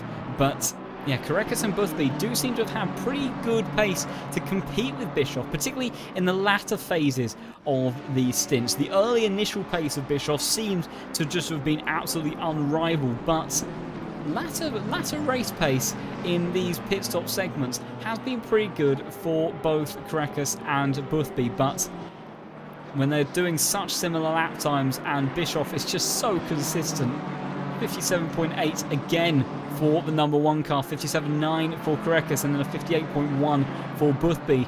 There's a lot of variance sometimes in the lap times once the tyres kind of settle into their groove and that initial grip wears off. There's a little bit of extra variance for the McLaren and the Ferrari, whereas Bischoff has been almost Terminator-like styles of precision. Very, very exceptional effort from him. Oh, that's getting very, very close on the apex of Beckett's there. Dario, the closest he's been in a long, long time, and he's already pulling out the slipstream onto Valentine, who had a very poor run through Magus and Beckett's there. And now as they have the drag race towards Stoke Corners, there's a bit of a bump again between these two, and Valentine tries to hold it on the inside line. Number 27 car will have to go around the outside once more, and where's it going to go this time? They got messy last time around. The BMW has to go to the outside. Bit cleaner on the run towards the club chicane, but these two can't seem to keep each other out of each other's doors at the moment. And I'm not sure that'll be helping either of their cars' health in terms of damage. Where is Samir amongst all of that? He is about 7 seconds behind, so they've got a good gap to their next kind of competitor on track, but yeah, very firm defense from Valentine and aggression from Dario. And those two things combined does lead to quite a bit of close wheel-to-wheel action, sometimes a bit too close at times, as Walsingham has started to reel in a little bit onto the likes of Steinbrenner. Solstov, after having overtaken the BMW, has made his way a bit further up the field. But Walsingham now looking like he might be the one to potentially try to make an overtake. That straight line speed has been pretty good in that McLaren. The BMW of Steinbrenner coming under increasing pressure. Does he think about a move down towards Brooklands? I think he does. Walsingham sending it down the inside. The number 20 car trying to hold it around the outside. That'll turn into the inside towards Luffield. Oh, contact between the pair of them. And that's Steinbrenner around. And Walsingham manages to keep on going. But it all goes wrong. And that's very unfortunate. Let's see then how it all started. So Walsingham with the straight line speed of that McLaren. We knew it was quick in a straight line, and closed onto the back of Steinbrenner there. And as they came down towards Luffield Corners, they got very close there, and then just a little bit of a moment, a little bit of a change of steering angle for Walsingham, and then the contact model on ACC is very unforgiving. Unfortunately, that sent Steinbrenner straight towards the wall. I think he kept it out of the wall, but of course that is going to drop him multiple positions. And in actual fact, only lost one position to Delfanta, but he will have Yonkers for company very, very shortly. So I imagine that will turn into P14 very soon. So unfortunate stuff there between Walsingham and Steinbrenner. But very, very tricky to always keep it clean with these drivers being at such a high level, trying to squeeze everything you can out of the track, out of the car, and sometimes those fine margins. As a yellow flag for Samuel Ratz. That looks slow for the Ferrari. As another moment through, so that is Magus and Becker said, does a beautiful 360 though, very angelic for the pink Ferrari. And gives us a nice bit of motorsport ballerina action, but maybe not the quickest line through there. As a white flag for Yonkers. Not sure what that was for. I'll have to see if he lost any time on this lap particularly. But you can see visibly just up ahead, that is Steinbrenner after that incident with Walsingham, who may be a little bit wounded himself and could come under pressure from Delfanta, who got a little bit bullied at certain points of the race in some of the battles that he was involved in. Number 5 car last time around obviously gained a bit of time with Walsingham with that contact. This time be more representative and very even actually between those two drivers. Soltov is on the move and closing in onto Anderson. Took 0.3 of a second out of him last time around. Karekas opening up his gap over Boothby. Bischoff opening up his gap over the entire field as he continues to drive off into a land of his own. 11.5 seconds. Now that lead has not made a single mistake so far in this race. Almost every lap has been in the 57s, which no one else has been even able to remotely match. And obviously, some of Jardier's unfortunate luck today, I think maybe earlier on in the season as well, certainly helping Bischoff in the championship, but it's without a doubt he has been absolutely rapid at every single round so far, and it's his consistency and outright speed that has got himself in such a competitive position to potentially take that LFM Pro Series Championship trophy, but a few more races left to go in the season, so definitely not all said and done, but this result today, if he does bring it home in P1, would certainly help cement his hopes. As checking in on Jardier, actually, he is second behind Rats, so Rats, after that mistake,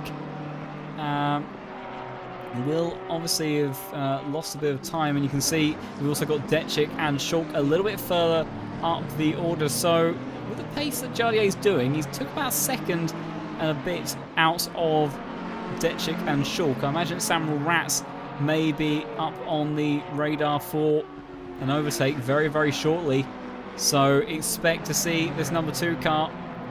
2 pit stops for Jardier, bearing in mind, and very unfortunate incident clattering the side of Matthias Kuhn, who is not too far behind. Jardier may even go for a move down in towards the loop, not wasting any time at all. He's trying to scavenge any points that he can, and very nicely done. Samuel Rats just doesn't have an answer for the pace for the man that is P2 in the standings, and trying to get everything that he can. I think I also sort of flashes some indicators there from Jardier, but yeah, number 2 car making his way up into 21st position, and there is 20th and 19th. So 11 minutes left on the clock, so he's got about 6 laps, 6 laps I think remaining left to go, depending whereabouts Marco is on the circuit at the time. So it's very much possible. There's only a second or so between them, and he's generally been gaining about a second a lap. So expect Jardier to be hot on the heels of those drivers very shortly. Meanwhile, Yonkers has been closing up to Steinbrenner, who has rather comically got his windscreen wiper on. I'm not entirely sure, other than wiping away his tears in that incident with Walsingham, what benefit that may have. But Yonkers very much seemingly to close up onto the back of that BMW. They may be running a little bit wounded at the moment as well. Soldatov has also continued his charge up towards the back of Addison, as top 3 all very even last time around, and Busby unable to close back towards Koreka, so I don't think he's going to have an answer. Soltov looks towards the inside of Addison, nothing he can do, but Yonkers is looking to make a move onto Steinbrenner to get very, very close on the exit of the exit of Aintree there, and then a drag race down towards Brooklands Curve. Can the Porsche make his way through up into P13? I don't think there's anything Steinbrenner can do, and there is not. And the number 17 car, recovering after a strategic miscalculation, we think, in this race, jumps up the order and goes into P13 then. Only a second away from Del Fanta, so don't rule him out from getting P12 in this race as well. A warning last time around for Levi Thomas, maybe for track limits. I'm not sure if he had a little bit of an excursion somewhere. See what his lap time was last time around. It wasn't particularly... Oh, I wonder if there was an incident between himself and Morant, because they both had quite slow lap times. So I'll have to see about that. Steinbrenner hasn't given up entirely on this P13 spot, but I don't think there's anything he will likely be able to do. Jardier's still got a second and a bit to close up onto the likes of Boris Schulk if he wants to get any more positions in this race. So right now, battle for P9. Oh, it's a yellow flag for Langer. What's happened for Langer there? It doesn't seem to have been a major moment. He's still in P4. So just a little bit of an excursion, a wise application of the brakes. He's got about a 6-second margin even after that incident to barrier behind. So he doesn't need to risk trying to straight line it too aggressively. Keeps it under control and maintains that P4 spot, which has been very well earned, it must be said. Langer, I believe, is maybe his first race in the championship so far.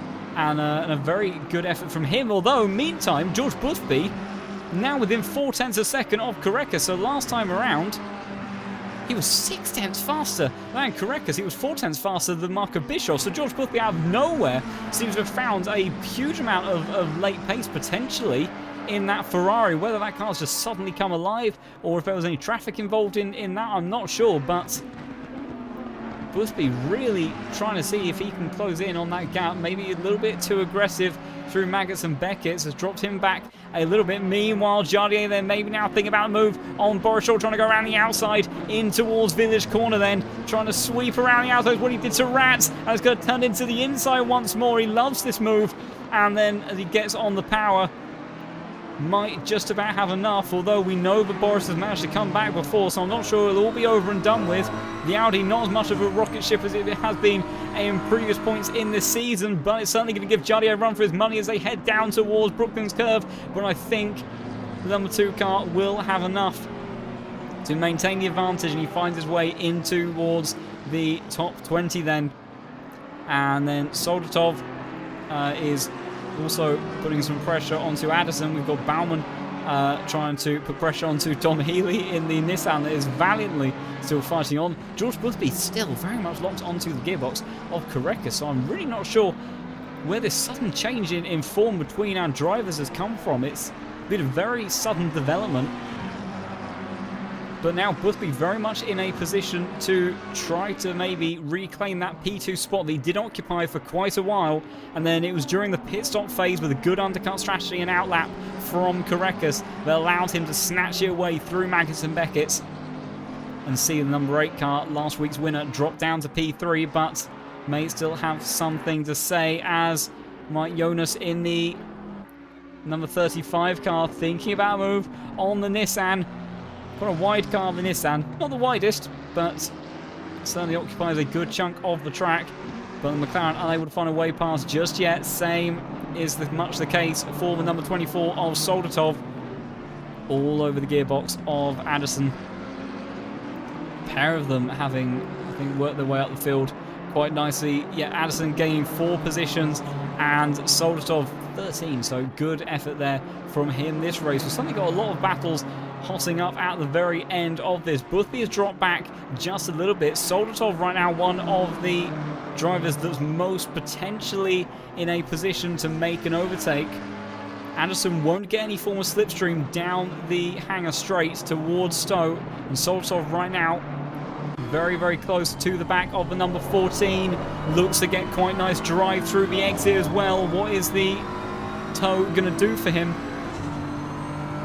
All depends on how Addison has that car set up, as looking to put pressure towards Stowe Corner. Oh, that's a yellow flag for Mateus Kuhn further down the order. So what's happened there? I think he was battling with Samuel Ratz. So he was putting pressure onto the number 32 car. Oh, he's getting very close between them and Boris Schultz. So what happened down towards Woodcote then? Mateus Kuhn went towards the outside, tried to sweep around the outside, or was he going a little bit too deep? Oh, it just catches a small amount of grass. That is such a fine margin, but such significant consequences, unfortunately, there for Mateus, whose race just goes from bad to worse. Meanwhile, Jardier continuing his recovery drive all over the gearbox then of the full course yellow car as they head down towards Stowe Corner and dives towards the inside before the braking zone. I think it might be an easy move there for the number 2 to make their way up into P19, and it is, as also Soldatov only a tenth of a second behind Anderson now, trying to put a pressure on him as they head towards Woodcote once again, trying to go around the outside, repeating the move that Mateus could try to make. Soldatov though won't make the same mistake, but Anderson holds strong on the defence to get up towards Luffield. Bit of a compromised line for Addison. It's the closest that Soldatov has been for a while. Unable to do anything just yet as he fare through Cops Corner. So difficult to try to spot your point. Sometimes closing rapidly on the entry, but then it's so difficult to try to judge your line when you're following someone that closely. But making their way through nicely without incident. And then clipping the apexes of Maggots and Beckett. Seen Samuel Ratz has suffered on multiple occasions through this part of the track. Tricky section if your car isn't quite set up to deal with these quick changes of direction. It can destabilize the car. Meanwhile, George Boothby and Korecka very similar lap times last time around. In actual fact, 0.3 of a second faster than Bischoff. So Bischoff definitely seemed to have lost a little bit of pace in the very latter stage of the race, but almost rather pointless and may even be a case of driving conservatively to the end as it's getting very close between Bowman and Healy, who I think has got the move done before Maggots and Beckett's, and he has. See if we can see how that was set up. Oh, they were already side by side going into Copse. The number 35 car sneaking a nose up the inside then, and then taking care of the Nissan before the main series of corners. There's a yellow flag for Fideli. Further down the order, what's happened for the Italian? I was just getting out of the way of some of the other cars on the track, so a slight false alarm there for the BMW, but thankfully no incident as such. Boothby still very much putting pressure onto Korekis. I have 2 more laps, including this one, for him to try to get something done. But it does seem that Korekis has just got a little bit more in the tank at the moment. Very similar lap times once again. Bischoff a couple of tenths slower, but still a 10.5 second lead for our number 1 car, who has led from the start of this race and hasn't looked back ever since. Solstov unable to do anything for the time being. Morant now looking racy with Thomas. These two have been going at it for quite a while during this race. Battling hard between the 2 Audis. Different lines there through Luffield. As a yellow flag for Hamza. Or as that looks to be maybe a moment for him, or is he just letting the same cars through that the BMW Fideli were letting through? So all okay for Hamza, thankfully, as well. As we also get the call that Marco Bischoff has started his final lap of the race. So Solstov will have one more opportunity potentially down that back straight as he goes very, very wide. Maybe throwing caution to the wind and being a bit more free in terms of those track limits. As I think that's Mishka getting out of the way of George Boothby there. As Bischoff will be starting the final lap of the race in just a moment after such a commanding drive today here at Silverstone. We were wondering whether the pace would swing for or against him in terms of him versus Jardier. Jardier's race obviously heavily compromised, and I don't know if he'll be close enough. As always, there's an overtake there for Samuel Ratz to get past Boris Schulk way before Stowe Corner, so the Ferrari makes his way up as Soldatov having another go. Addison, who's left the door open, but Soldatov backs out of it then and looks to the other side of the track. That's going to turn to the outside, heading towards Luffield. I don't know if he can set up a good enough exit for that one. Addison holding on strong for the time being then. Will he get a good enough run though down towards Copse Corner, looking towards the inside, very close. Don't want to make contact on the entry there.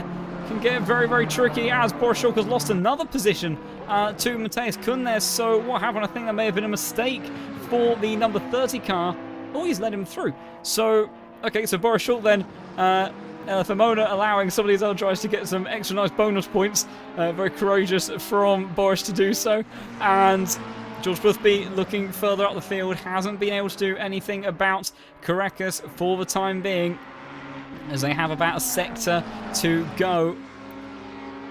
Soldatov, no way through on that last run towards Stowe Corner.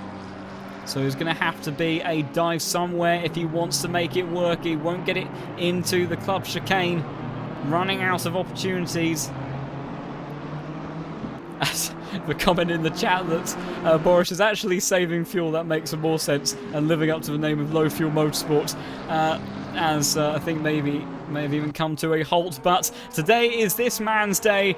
Marco Bischoff becomes a two-time winner in the LFM Pro Series, a dominant drive for the German, who absolutely stormed to victory in that race. Exceptional, exceptional stuff there from him. Led the race from start to finish ahead of these two. Korekis with a great drive up to P2, and last week's winner George Boothby only managing P3 in the end. He was so close. Meanwhile, Soldatov and Addison going battle side to side with each other once more into Wooker, and can Soldatov finally get the move done? It's a little bit of argy-bargy. Addison off the track, and gets back towards the inside left field, so maybe a drag race to the line. It's going to be number 24 versus number 14. Who's going to get the better exit? It's Addison initially. Soltov trying to come back as they head down towards line one last time. I think Addison might have it on the shorter run, and it will be Addison then that holds P9 after a valiant effort from Soltov, who will have to settle for P10. Morant and Levi Thomas going side by side as well. These two have battled hard. Oh, there's a moment of oversteer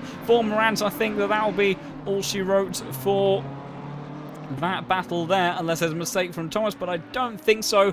And in fact, clattering the curbs for the Audi. Dom Healy in P18 has gained 15 positions, has got Jardier for company in the final corner. Can't do anything about it using the wide back of that Nissan as a kick of oversteer actually on the exit and parks it on the apex. Jardier will be frustrated inside the cockpit, or maybe as frustrated as Jardier can be, and tries desperately to get a move done, but unfortunately will have to settle for P19. So disaster for the man P2 in the standings. He should stay P2, I do believe, because even the likes of Karppinen and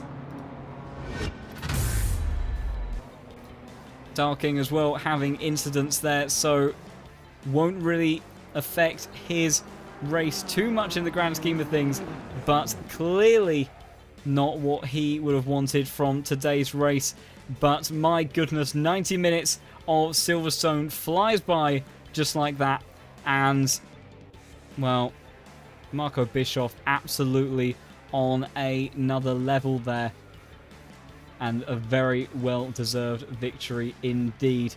There's the possibilities that we may get some potential interviews, hopefully, for today's race, and we'll also wait for the results to officially come through in just a moment so we can have a run through those. But one absolutely exceptional race, and so much action with so many of our drivers with all of that today. But Marco Bischoff absolutely demolishing them all there to take victory for the second time this season and put himself into a very commanding position in the latter stage of this LFM Pro Series season.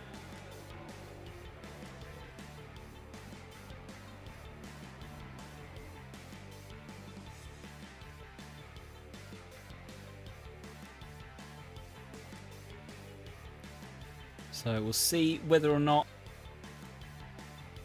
we can get some interviews in.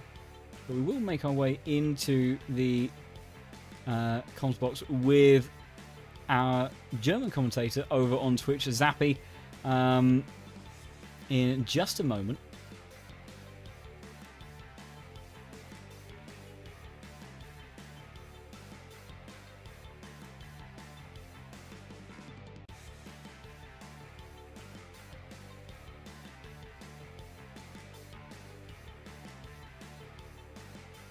Does also heavily rely on whether or not we get any drivers who wish to do an interview this evening. Hopefully we will get somebody that would like to comment on their race today, and also the results should officially come through in just a moment.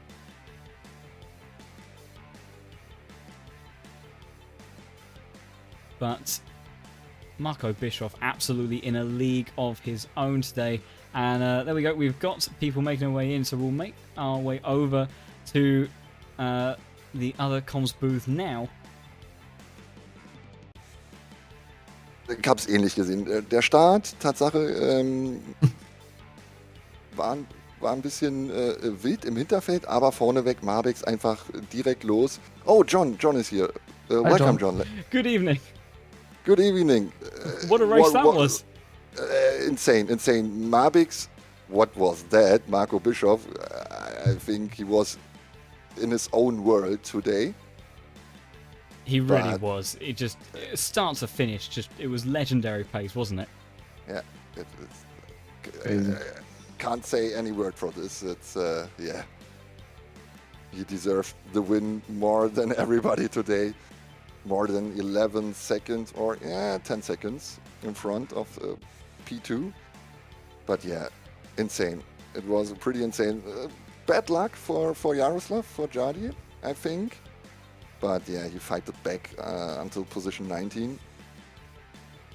Yeah, it was a very strong recovery from him considering the circumstances, and such an unfortunate series of incidents there for him to get caught up in. But you know, it's not over until it's over, and despite the commanding position that Marco has clearly put himself in, you know, Jardier, there's still other opportunities for him to fight back, but clearly not the race that he would have wanted today.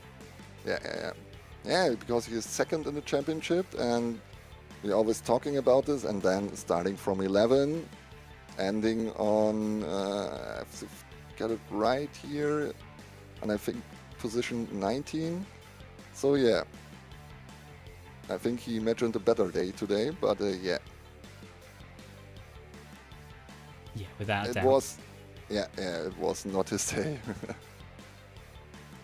I think we've got at least one of our podium drivers in the box. I did see George Boothby flash in for just a moment for a potential interview.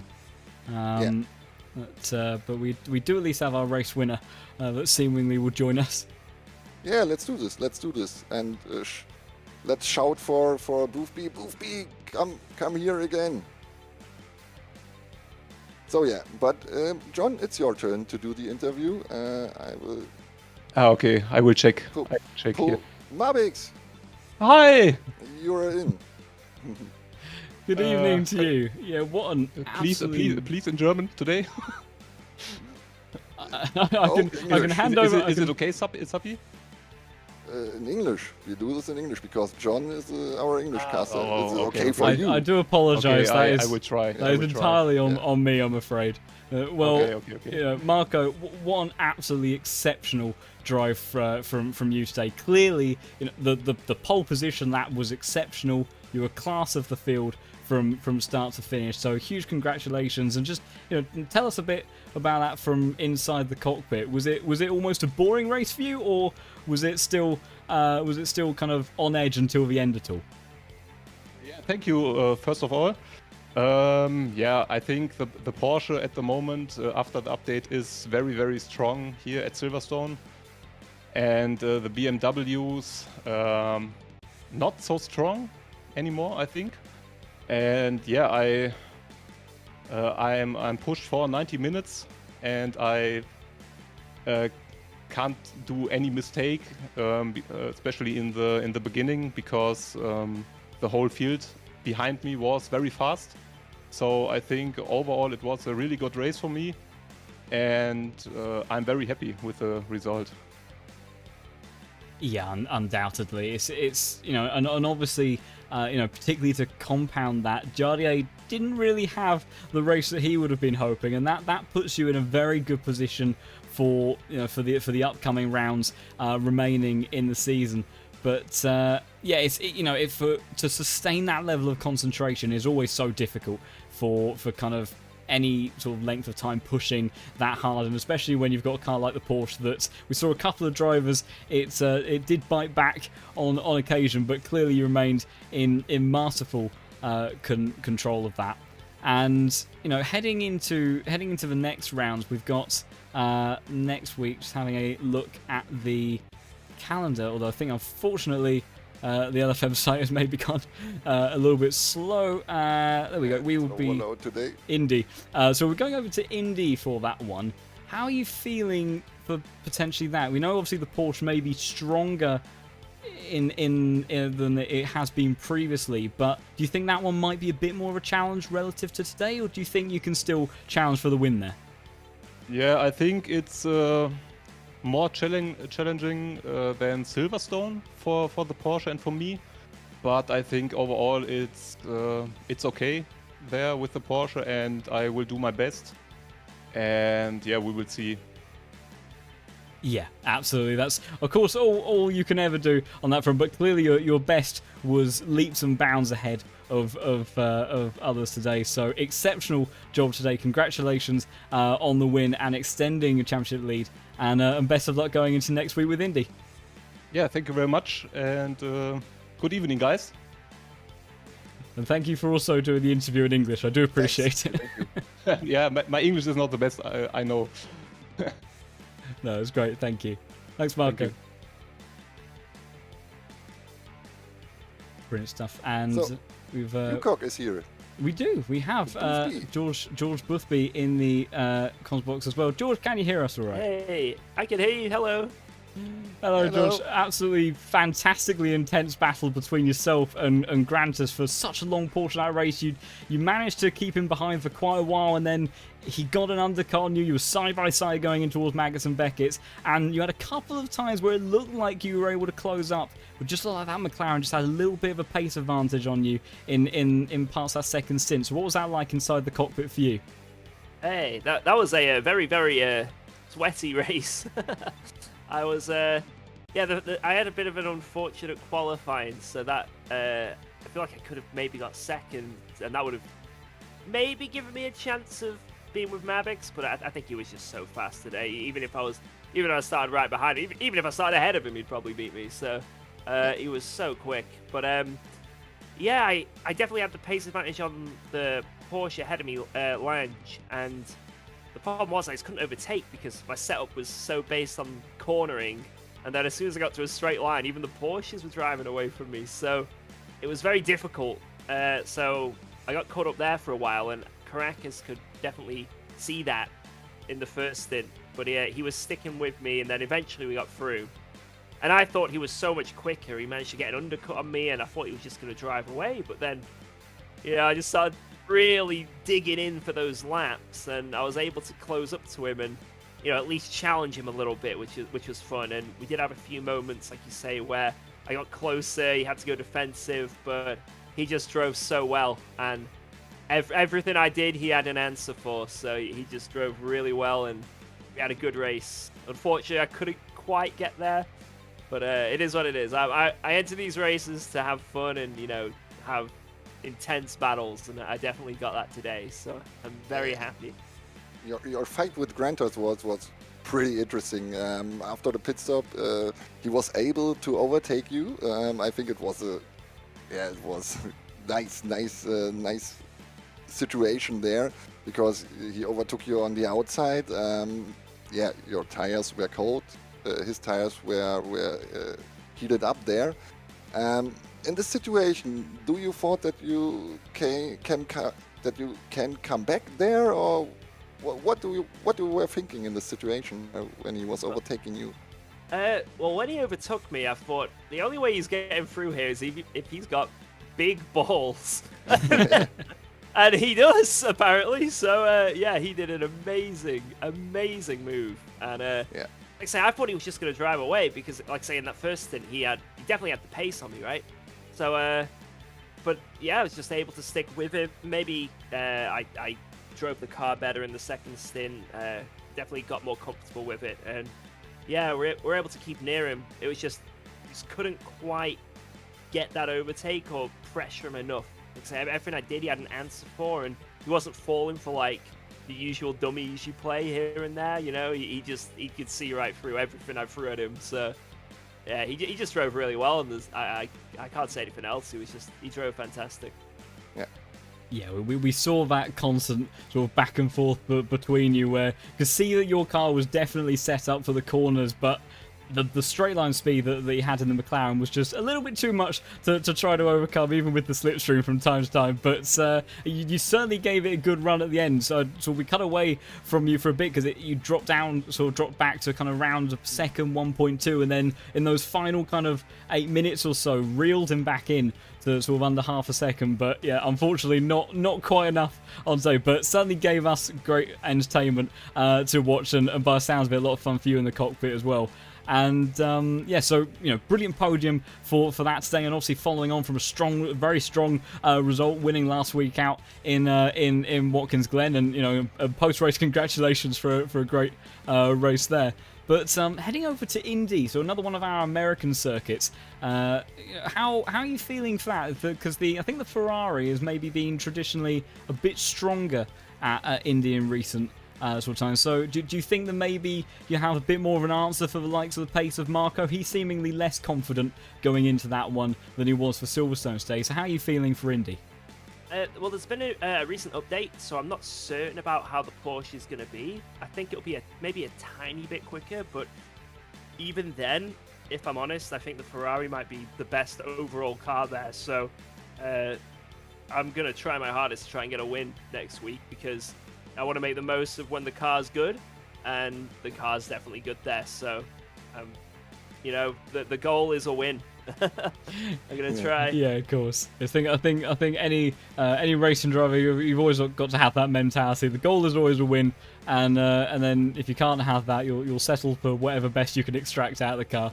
But yeah, brilliant stuff from you today to get that P3 spot, and best of luck next week going into Indy. Maybe you can challenge at the front for a potential win there. And thank you for coming into an interview as well. Appreciate your time, and yeah, big congratulations to you on your podium. Thank you so much, guys. Take care. Bye-bye. Cheers, George. Thank you. Thank you. What an amazing race.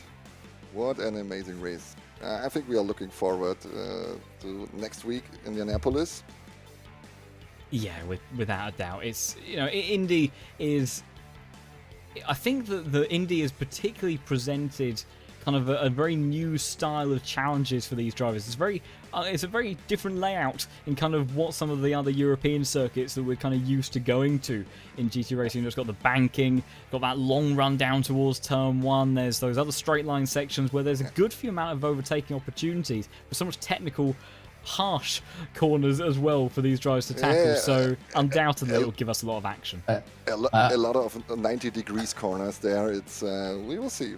I liked the way Boosby was talking about this race next week. So I mean, he was saying you need to have big balls to do that overtake, but he also has the balls to say I'm gonna win next week. So yeah, so nice to hear.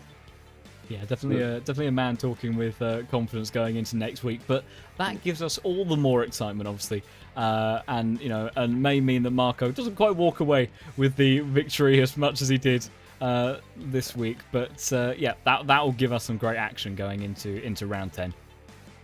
I think so too. So okay, John, thank you for doing this together. I think we will do this together. You and the other broadcaster from LFM are doing this together in the next week.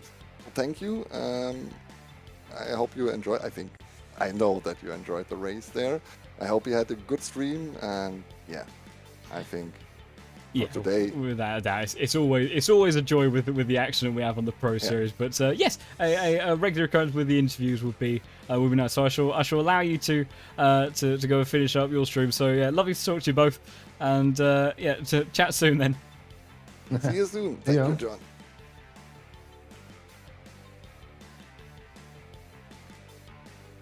Brilliant stuff there, and nice to get some drivers in for some interviews after the race, and hopefully, as Zappy says, that'll be more of a regular occurrence in the future. But yeah, as it was then, incredible results for Marco to dominate that race, Korekis to get that P2 finish, George Boothby to get P3, and evidently disaster in terms of Jardier's championship challenge to end up finishing in P19. So he will be looking for a better time going into Indy as well, and maybe the BMW will be a bit stronger there, and the likes of Boothby and Jardier might just have that extra pace advantage to start to tackle the likes of Marco Bischoff and stop him from running away with the victory like he did today. But what an absolutely fantastic evening of racing here at Silverstone. 90 minutes of non-stop glorious action as we expected, and Marco Bischoff then taking his second winning honours for the season and firmly extending his championship lead, and already I would suggest maybe starting to get one hand on that trophy, but never say never.